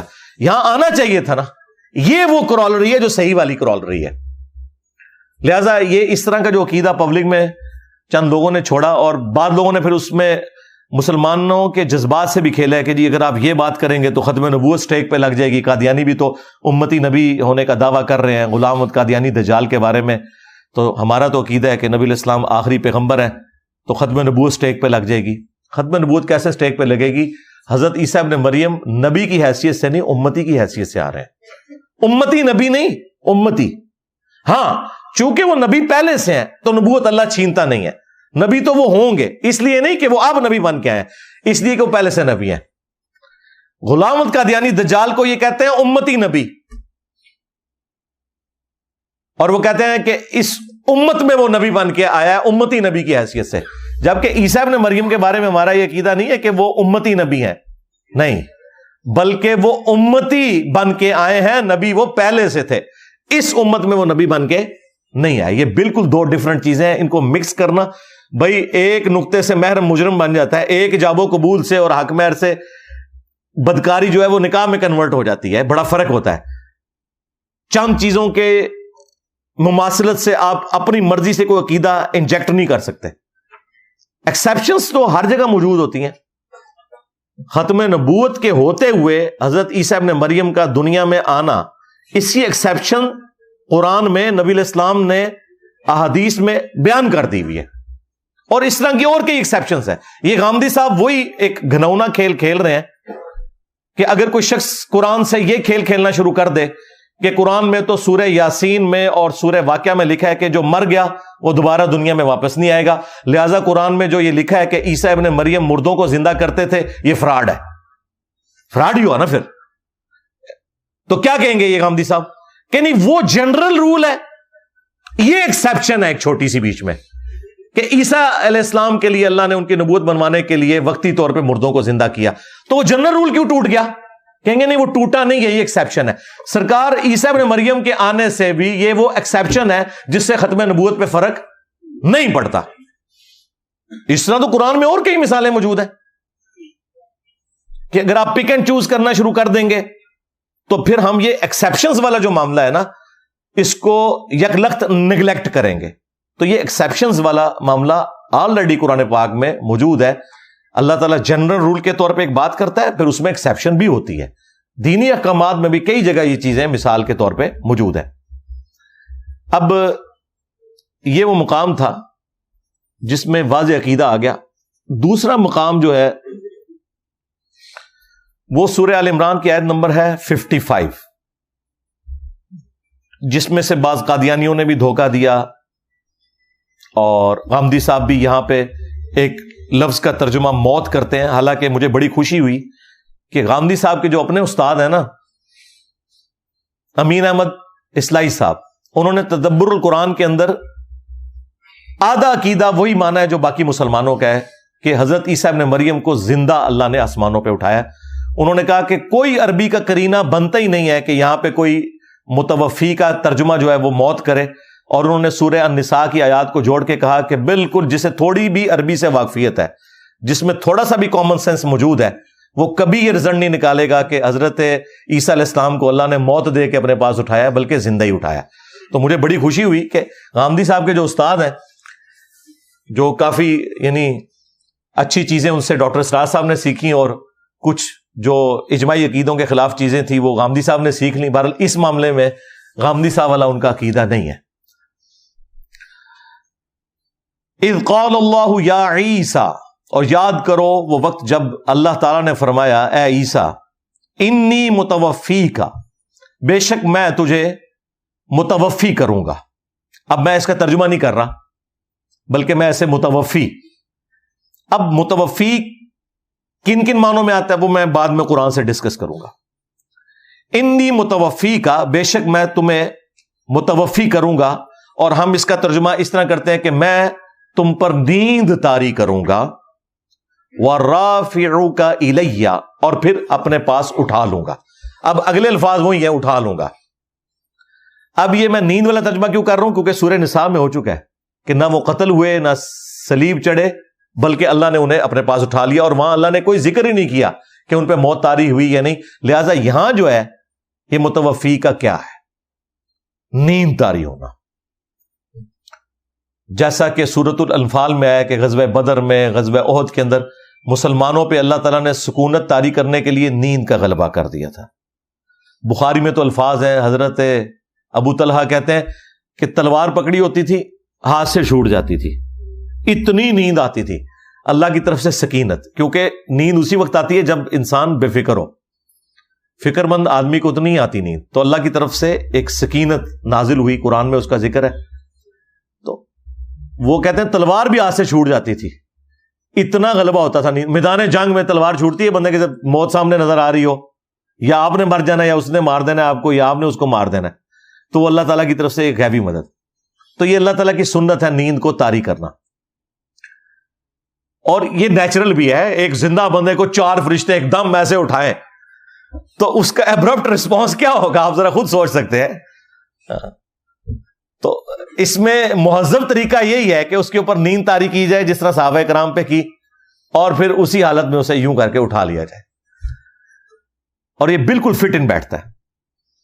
وہ سنیں، وہ آیت ہے سورہ الزمر کی آیت نمبر 42. جو میں نے یہ بات کی تھی نا، یہ توفی 2 معنوں میں آیا ہے، ایک موت کے معنوں میں اور ایک نیند کے معنوں میں. اللہ یتوفی الانفس حین موتها، اللہ ہی ہے جو توفی کرتا ہے، قبض کر لیتا ہے جانوں کو موت کے وقت. واللتی لم تمت فی منامها، اور جن کی ابھی موت کا وقت نہیں آیا ہوتا تو نیند کی حالت میں اللہ تعالی ان کی جان کو قبض کر لیتا ہے. تو 2 توفی قرآن میں آ گئے. یہ میں قرآن سے بات کر رہا ہوں، بخاری مسلم تک نہیں گیا. اللہ تعالیٰ کہتا ہے ایک توفی ہے موت کے وقت اور ایک توفی ہے نیند کے وقت.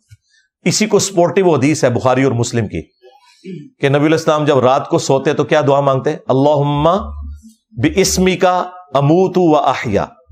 بِاسْمِکَ اموت و احیا بھی پڑھ سکتے ہیں، بِاسْمِکَ اموت و احیا.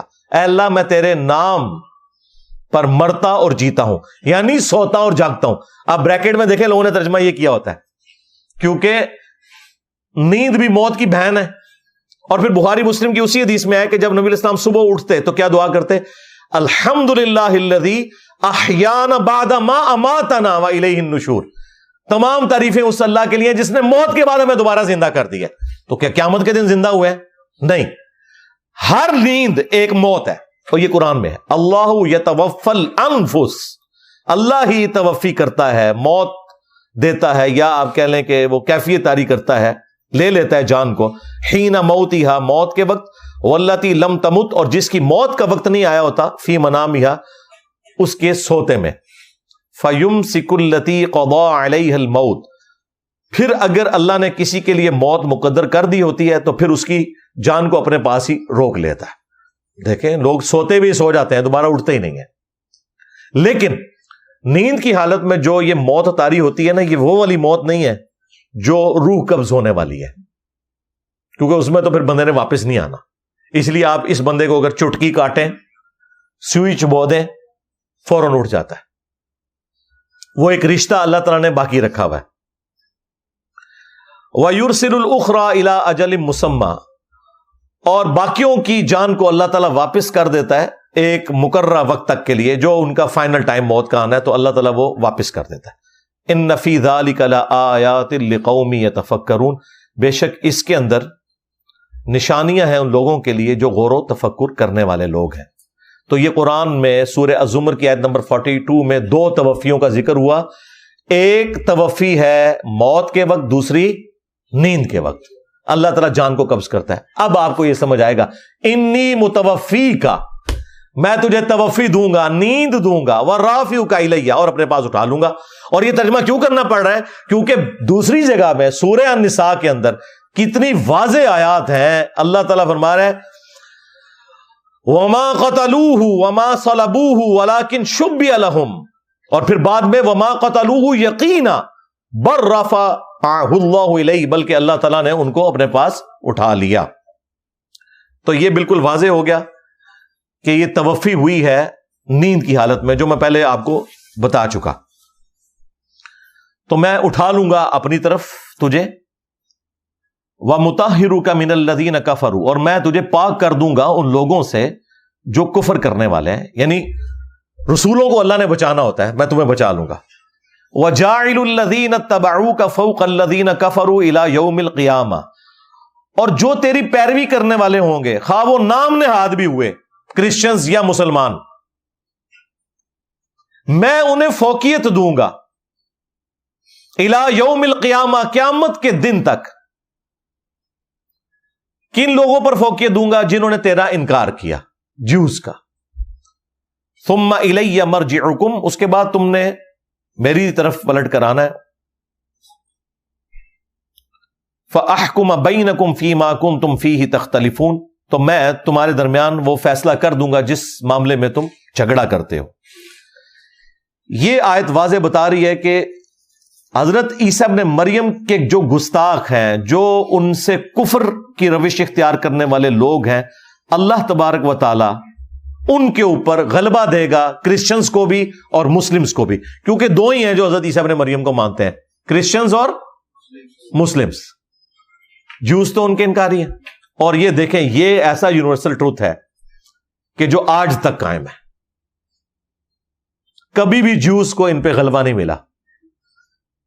پہلے کرسچنز کے اوپر غالب رہے، ٹائٹس نے حملہ کیا، اور یہ آخری بھی جو ہٹلر بھی تھا یہ بھی کرسچن ہی تھا،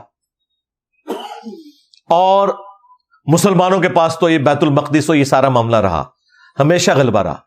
آج بھی غلبہ مسلمانوں اور کرسچنز کا ہی ہے،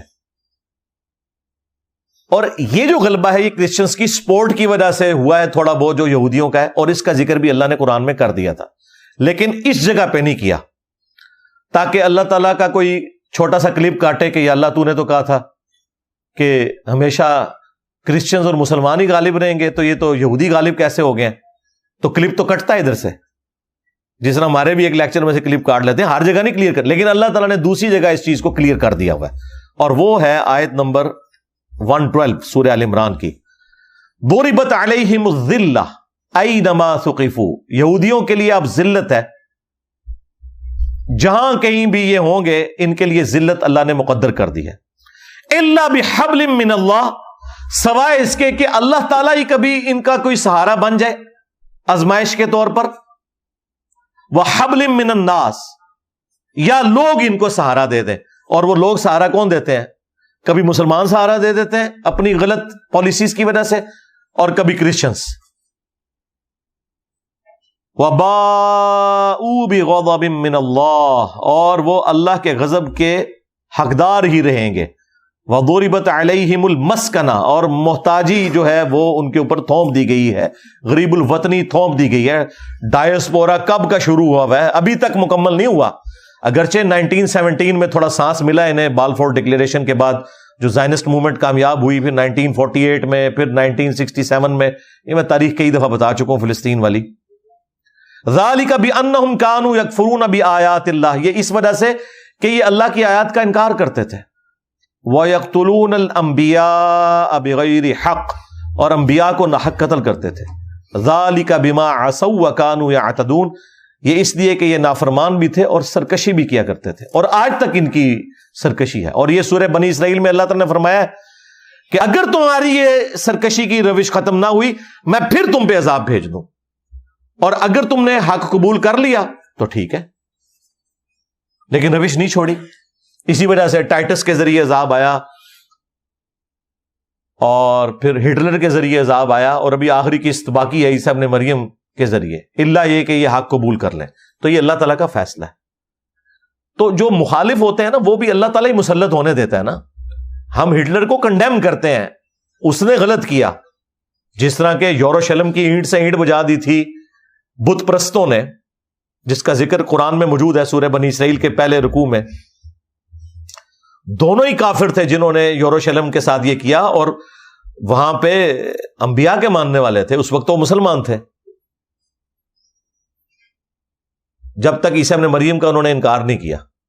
لیکن پھر اللہ تعالیٰ نے ان کے اوپر یہ عذاب کا کوڑا، اور اللہ نے کافروں کو کہا کہ ہم نے اپنے بندے مسلط کیے، حالانکہ وہ کافر تھے. لیکن اللہ تعالیٰ عذاب اسی طریقے سے کرتا ہے نا.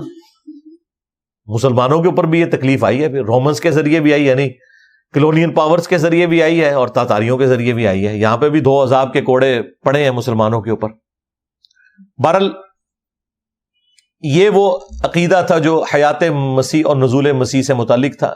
نزول مسیح سے متعلق ایک اور مقام بھی ہے قرآن میں، وہ سورہ الزخرف ہے، جس میں اللہ تعالیٰ نے تفصیل کے ساتھ عیسیٰ ابن مریم کا ذکر کیا. آیت نمبر 57 سے آنورڈ. اور اب وہ آیات آپ خود پڑھ لیجئے گا، اگر میں نے انہیں تفصیل سے بیان کیا تو اس میں کئی ایک ٹاپکس اور کھلیں گے. پھر میری عادت یہ ہے کہ کوئی ایک میں چیز کھول لوں تو پھر میں اس کو بریف کرتا ہوں. بہرحال اس میں سینٹر میں جا کے ایک آیت آتی ہے، اس آیت کے شروع میں بھی عیسیٰ ابن مریم کا ذکر ہے، بعد میں بھی عیسیٰ ابن مریم کا ذکر ہے، لہٰذا یہ بالکل فٹ ان ہے کہ عیسیٰ ابن مریم کے بارے میں ہے. سٹارٹ تو اس سے ہوا ہے وَلَمَّا ضُرِبَ ابْنُ مَرْيَمَ مَثَلًا إِذَا قَوْمُكَ مِنْهُ يَصِدُّونَ. یہاں سے آنورڈ چلتے ہوئے عیسیٰ ابن مریم کی اللہ نے تعریف بیان کی ہے، جو ان کے بارے میں غلط عقائد تھے اس کا رد کرتے ہوئے اللہ تعالیٰ نے فرمایا وَإِنَّهُ لَعِلْمٌ لِلسَّاعَةِ، اور بے شک عیسیٰ جو ہیں وہ قیامت کی خبر ہے. یہ ہو کی ضمیر ظاہر ہے عیسیٰ ابن مریم کی طرف جاری ہے جن کا ذکر ہے. فَلَا تَمْتَرُنَّ بِهَا، تو دیکھنا اس میں شک نہ کرنا، وَاتَّبِعُونَ، اور میرے پیروکار بننا، هَذَا صِرَاطٌ مستقیم، یہی ہے سیدھا راستہ. پھر اس کے بعد پھر عیسیٰ ابن مریم کا ذکر ہوا ہے، لہٰذا یہ کسی اور شخصیت کے بارے میں نہیں، عیسیٰ ابن مریم کے بارے میں. بعض لوگ جو نہیں ماننا چاہتے وہ کہتے ہیں نبی الاسلام کا ذکر، نبی الاسلام کا ذکر اس میں کہیں نہیں ہے. نبی الاسلام دعوت دے رہے ہیں عیسیٰ ابن مریم کے حوالے سے اپنے مخالفین کو. اور اس آیت کے کانٹیکسٹ میں المستدرک للحاکم میں، مسند امام احمد میں، صحیح ابن حبان میں ابن عباس کا قول موجود ہے، قول بھی ہے، اور نبی الاسلام سے مرفوعاً انہوں نے روایت بھی کی ہے کہ نبی صلی اللہ علیہ وآلہ وسلم نے فرمایا کہ یہ جو آیت ہے وَإِنَّهُ لَعِلْمٌ لِلسَّاعَةِ، کہ بے شک عیسیٰ ابن مریم جو ہیں یہ قیامت کی خبر ہیں.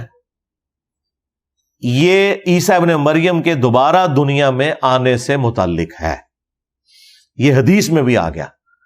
اس کے کانٹیکسٹ میں اس آیت کی تشریح میں نے حدیث سے بھی بیان کر دی. اب چند ایک اشکالات جو میں ویسے اس میں ڈسکس تو کر چکا ہوں، لیکن میں اسے ایک جگہ جمع کر دیتا ہوں.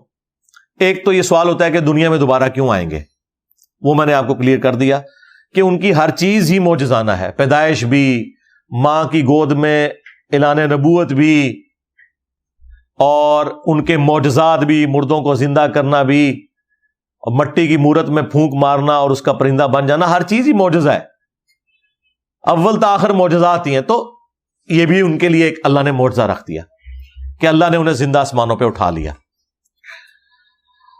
اچھا، دوسرا ایک ختم نبوت کے حوالے سے جو ایک وسوسہ دیتے تھے، وہ ایکسیپشن میں نے آپ کو بتا دی کہ قرآن میں تو واضح آیا ہے کہ جو مر گیا واپس نہیں آئے گا دنیا میں، سورہ یاسین میں، سورہ الواقعہ میں. لیکن پھر بھی عیسیٰ ابن مریم کا مردوں کو زندہ کرنا کیا قرآن کی آیت کو وائلیٹ کر دے گا؟ ہم کیا کہیں گے، یہ ایکسیپشن ہے.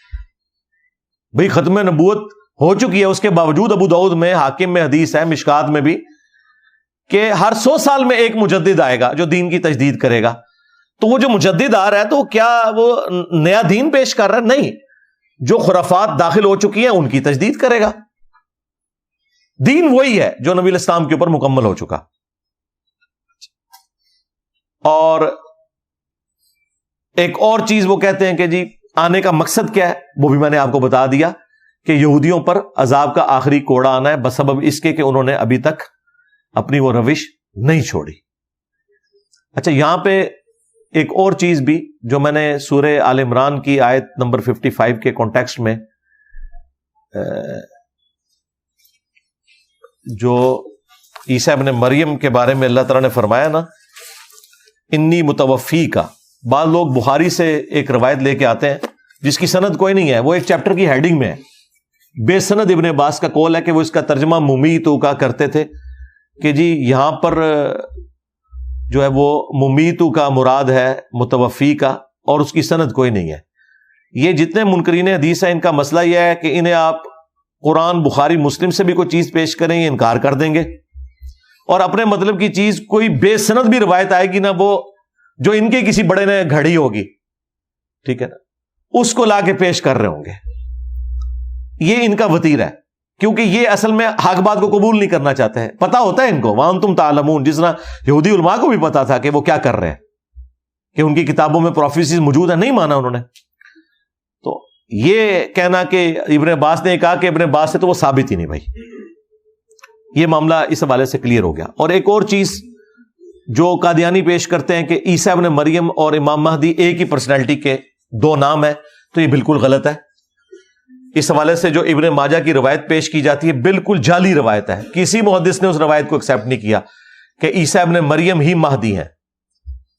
اور اگر اس کو روایت کو کسی نے صحیح بھی ماننا ہے تو ان معنوں میں ہے کہ مہدی تو وہ ہے، ہر اللہ کا پیغمبر مہدی ہوتا ہے، وہ امام مہدی جو ہے وہ الگ سے ایک پرسنالٹی ہے، عیسیٰ ابن مریم الگ سے ایک پرسنالٹی ہے۔ امام مہدی دنیا پہ اسلام کا غلبہ کریں گے، لیکن جب دجال آئے گا نا، وہ فتنہ اتنا بڑا ہے کہ وہ امام مہدی کے قابو نہیں آئے گا، اس کے لیے پھر بڑی پرسنالٹی چاہیے، پھر عیسیٰ ابن مریم اتریں گے اور پھر لیڈرشپ ان کے حوالے ہو جائے گی، اور پھر وہ عادل حکمران ہوں گے، وہی 40 سال تک رہیں گے۔ اس سے متعلق اب جو احادیث ہیں وہ میں بیان کر دیتا ہوں۔ 12 احادیث۔ پہلی حدیث بخاری اور مسلم دونوں میں موجود ہے، جو میں نے پہلے بھی بیان کی۔ قسم ہے اس ذات کی جس کے قبضہ قدرت میں میری جان ہے، عیسیٰ ابن مریم تم میں عادل حکمران کی حیثیت سے اتریں گے، صلیب کو توڑ دیں گے، خنزیر کو قتل کر دیں گے، جزیہ موقوف کر دیں گے، یعنی سب کے سب لوگ اسلام قبول کر لیں گے۔ اور پھر حضرت ابو ہریرہ قرآن کی آیت پڑھتے تھے سورۃ النساء کی کہ اہل کتاب میں سے کوئی نہیں بچے گا مگر یہ کہ ان کی موت سے پہلے ان پر ایمان لے آئے گا۔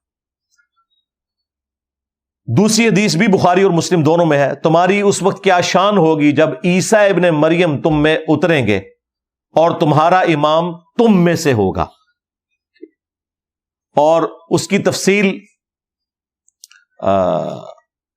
اگلی حدیث میں ہے مسلم شریف کی۔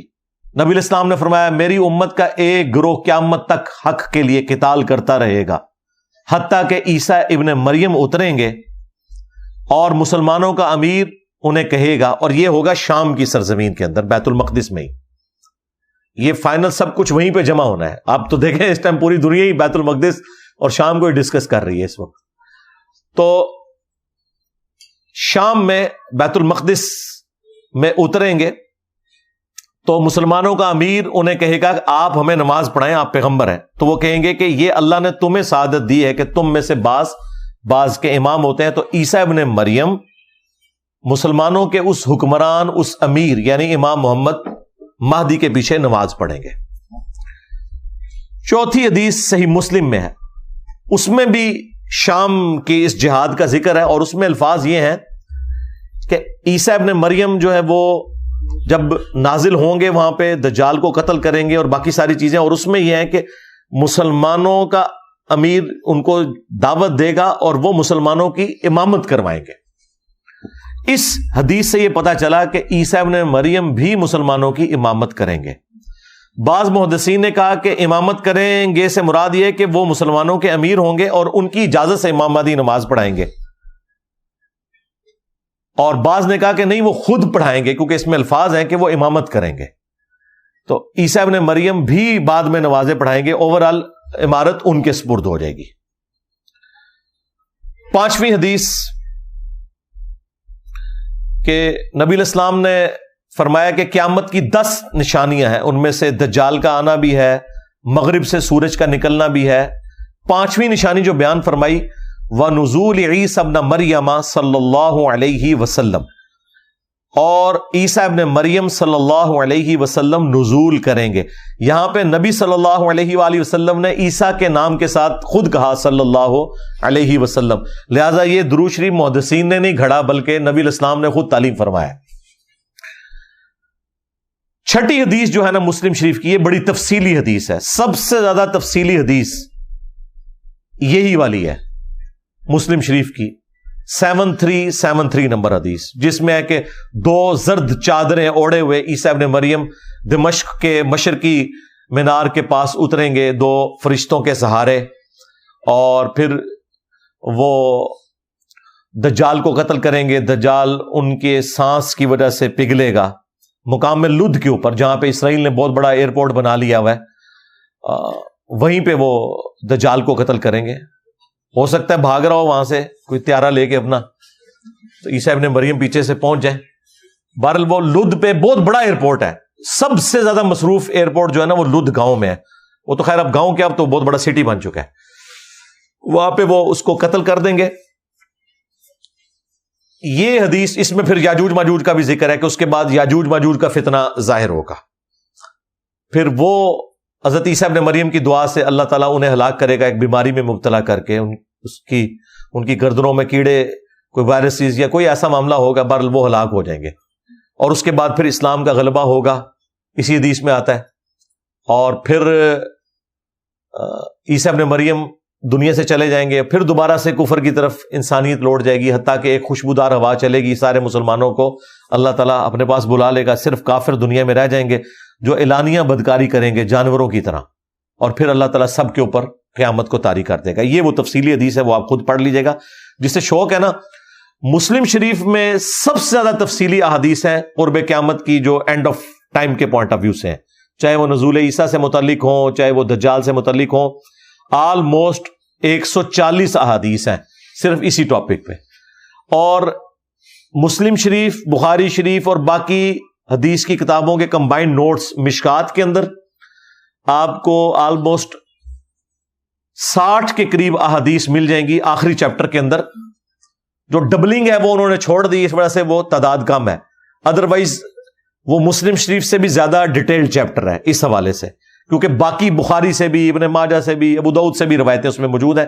وہ 2 چیپٹر جو ہیں وہ آپ پڑھ لیں خود، PDF ہماری ویب سائٹ سے ڈاؤن لوڈ کر لیں، صحیح مسلم کے چیپٹر اور مشکات المصابیح کا، تو آپ کو ساری احادیث مل جائیں گی۔ 7ویں حدیث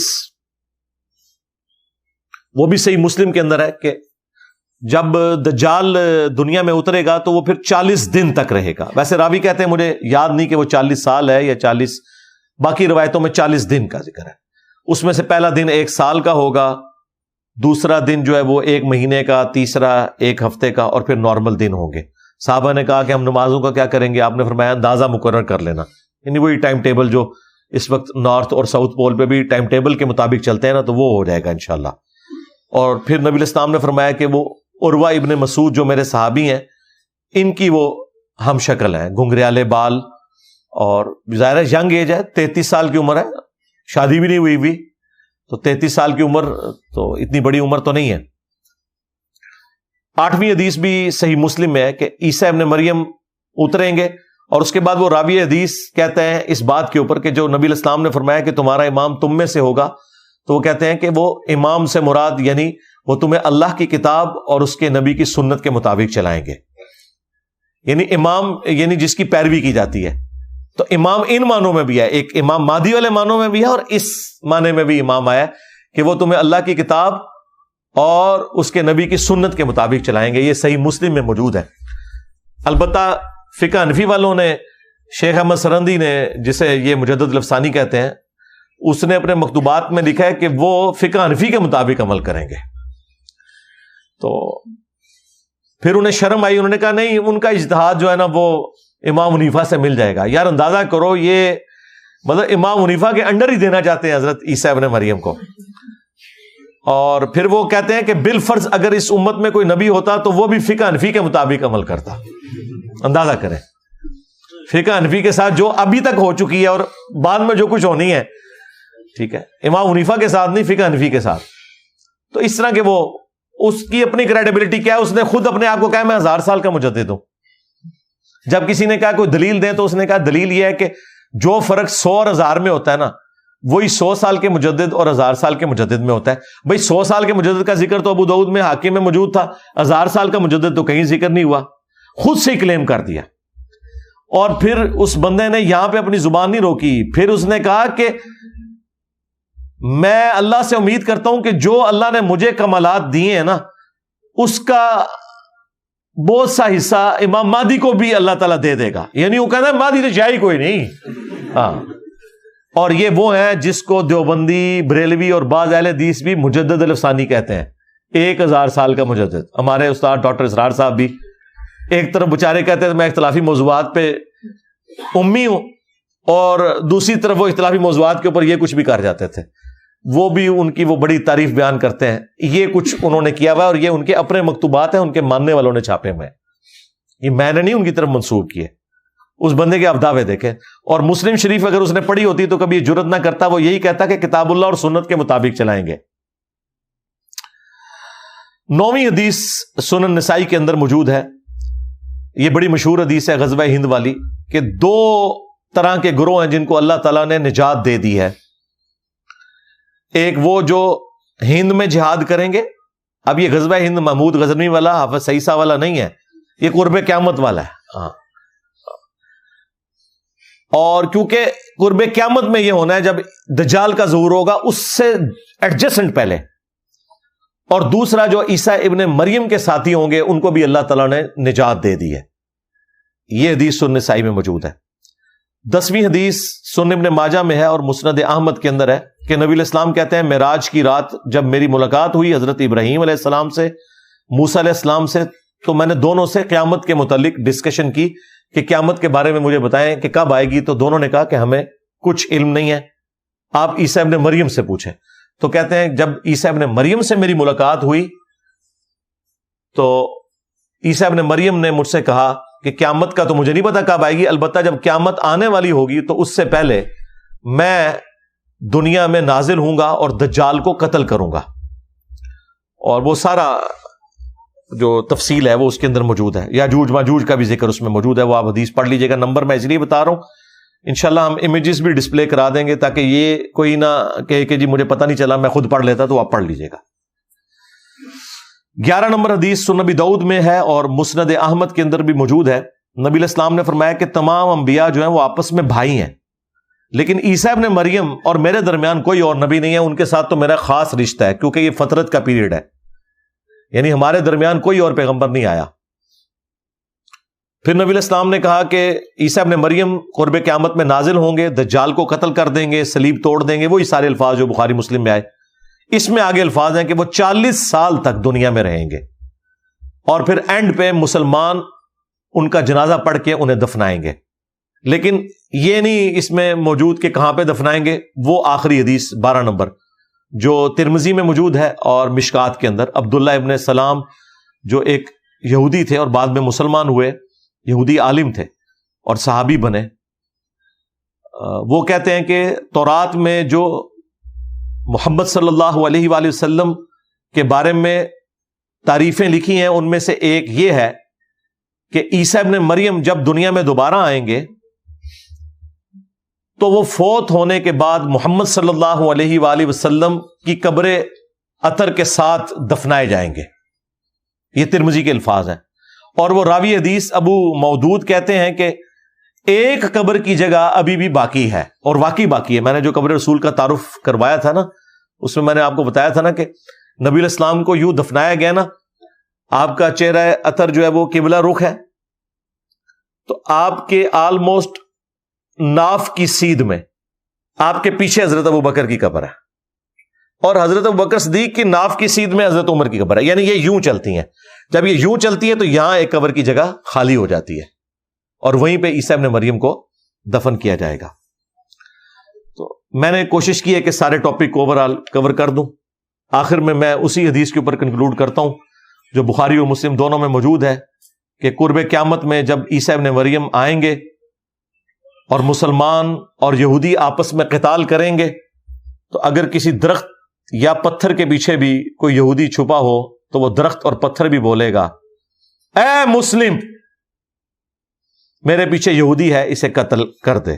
یہ میدان جنگ کی بات ہے, عام حالت میں نہیں ہے, سوائے غرقد کے درخت کے, کیونکہ وہ یہودیوں کا درخت ہے, وہ انہیں پناہ دے گا. تو میں مسلمانوں کو بھی دعوت دیتا ہوں کہ اس دن سے پہلے کہ آپ کو یا مسلم کہہ کے کوئی درخت یا پتھر پکارے اور آپ یہ سمجھیں کہ انجینئر صاحب کی کوئی ویڈیو پیچھے چل رہی ہے کیونکہ ہم تو بریلوی دیوبندی ہیں, ہم تو مسلم نہیں ہیں, یہ بات کریں تو یہ غصہ کھاتے ہیں. تو انہیں کہ اگر ہو تو مسجد میں کیوں نہیں لکھتے ہو مسلم؟ اور اس سے بڑی بات, آپ ان کے سامنے یہ آپ سے پوچھیں نا آپ کون ہیں, آپ کہیں کہ میں مسلم ہوں, تو اتنا غصہ کھاتے ہیں, کہتے ہیں میں کافر ہوں. لیکن ان کے سامنے آپ کہتے ہیں نا میں بریلوی ہوں, تو اگلا بندہ کہے گا ہاں میں دیوبندی ہوں. مسلم لفظ سے یہ چڑ دیں گے. تو اس سے پہلے کہ آپ کو وہ درخت یا پتھر یہودی کے خلاف قتال کے لیے ابھارے یا مسلم کہہ کے اور آپ کو پتہ ہی نہ چلے کہ کسے بلایا جا رہا ہے, اس سے پہلے آپ یہ نعرہ حق بلند کر دیں کہ نہ میں وابی نہ میں بابی, میں ہوں مسلم علمی کتابی. ہاں, یعنی علم اور کتاب اللہ اور سنت کے مطابق چلنے والا مسلم. یہ کوئی فرقے کا نام نہیں ہے, اور اس کی بنیاد پہ جو یہ اس طرح کا ہنگامہ کھڑا کرتے ہیں, بھائی فرقوں کی چندہ بک ہوتی ہے, مدارس ہوتے ہیں, ان کے بابے ہوتے ہیں.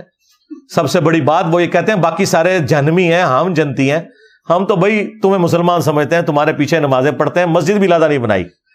دیکھ لیں گے ہم نے کتنی سمجھداری سے اس دعوت کو لانچ کیا ہے کہ کوئی ایک گالی جو فرقوں والی ہے نا یہ ہمیں دے نہیں سکتے. سب سے بڑی چیز یہ تھی نا, کہتے ہیں چندہ اکٹھا کرتے ہیں, ایسے کرتا ہے. اور میرے تو یوٹیوب کے چینل کی مونیٹائزیشن کی ویڈیو ایڈز کی کمائی اتنی ہے کہ میں تمہارے سارے مولوی جو ہے نا 1 مہینے میں خرید لوں, اگر یہ کرنا چاہتا میں. تو مجھے کسی سے چندہ لینے کی ضرورت ہی نہیں تھی. میں نے وہ ویڈیو ایڈز آن نہیں کیے میں, تو تم لوگوں کے چندوں کا کیا لینا دینا. خیر, یہ ایک میں نے چونکہ ایک مورل لیسن بھی حاصل ہوتا ہے. اور دوسرا کہ مرنے سے پہلے اے مسلمان کر لے اس پہ غور, کتابوں کا خدا اور ہے, بابوں کا خدا اور. ایک وہ دین ہے جو کتابوں میں آیا, ایک وہ ہے جو بابوں نے بتایا. اگرچہ بابے بھی اسی خدا رسول کے ماننے والے تھے, لیکن انہوں نے اپنی تعلیمات دی ہیں اور اس کا رزلٹ آپ کے سامنے ہے. تو ہمارا یہ نعرہ اسی لیے بلند ہوا ہے کہ میرے نبی عیسیٰ ہے ہی کوئی نہیں, تیرے بابے تھے شے ہی کوئی نہیں. صلو علی محمد وآل محمد, اللہم صلی علی محمد وعلی آل محمد واصحاب محمد وازواج محمد وامت محمد اجمعین الی یوم الدین, آمین. اللہم انی اسألک بانک انت اللہ لا الہ الا انت الاحد الصمد الذی لم یلد ولم یولد ولم یکن له کفوا احد وإلہکم الہ واحد لا الہ الا هو الرحمن الرحیم. الف لام میم. اللہ لا الہ الا هو الحی القیوم. اللہم صلی علی محمد وعلی آل محمد. اللہم ربنا آتنا فی الدنیا حسنہ وفی الآخرۃ حسنۃ وقنا عذاب النار. اللہم احسن عاقبتنا فی الامور کلہا واجرنا من خزی الدنیا وعذاب الآخرہ. ربنا هب لنا من ازواجنا وذریاتنا قرۃ اعین وجعلنا للمتقین اماما. اللہم احسن عاقبتنا فی الامور کلہا واجرنا من خزی الدنیا وعذاب الآخرہ. ربنا آتنا من لدنک رحمہ وہیئ لنا من امرنا رشدا. اللہم ربنا آتنا فی الدنیا حسنہ وفی الآخرۃ حسنۃ وقنا عذاب النار. اللہم اغفر لحینا ومیتنا وشاہدنا وغائبنا وصغیرنا وکبیرنا وذکرنا وانثانا. اللہم من احییتہ منا فاحیہ علی الاسلام ومن توفیتہ منا فتوفہ علی الایمان. اے اللہ, جن جن بھلائیوں کا سوال تیرے محبوب صلی اللہ علیہ وآلہ وسلم نے تجھ سے کیا, ہمارے حق میں, ہمارے ماں باپ کے حق میں, بیوی بچوں کے حق میں, پوری امت کے حق میں قبول و منظور فرما. جن جن چیزوں کے شر سے تیرے محبوب علیہ السلام نے تیری پناہ طلب کی, تمام مسلمانوں کو ان چیزوں کے شر سے اپنی پناہ عطا فرما. خصوصاً فلسطین, کشمیر, انڈیا, چائنا, یمن, عراق, شام, افغانستان, جہاں کہیں بھی مسلمان کس پرسی کی زندگی گزار رہے ہیں, غیب سے ان کی عزت, آبرو, جان و مال کی حفاظت فرما. بالخصوص ہمارے فلسطین کے مسلمانوں پر رحم و کرم فرما. اے اللہ, انہیں ان کے مخالفین یہود و نصارہ کے جو مظالم اٹھانے پڑ رہے ہیں, غیب سے ان کے لیے کوئی عزت والا معاملہ، ان کی مدد والا معاملہ فرما دے۔ ہمارے مسلمان حکمرانوں کو یہ غیرت دے اے اللہ کہ یہ اپنے مسلمان بھائیوں کی مدد کے لیے اپنا کردار ادا کر سکیں۔ اے اللہ حاضرین کے جو چھوٹے بڑے رشتہ دار فوت ہو چکے ہیں ان کی مغفرت فرما، جو بیمار ہیں انہیں شفا عطا فرما، اور جو زندہ ہیں انہیں مرنے سے پہلے اپنی قبر و آخرت کی تیاری کرنے کی توفیق عطا فرما۔ سبحان ربک رب العزت عما یصفون وسلام علی المرسلین والحمد للہ رب العالمین، وصلی اللہ علی النبی الکریم وعلی آلہ واصحابہ اجمعین، آمین۔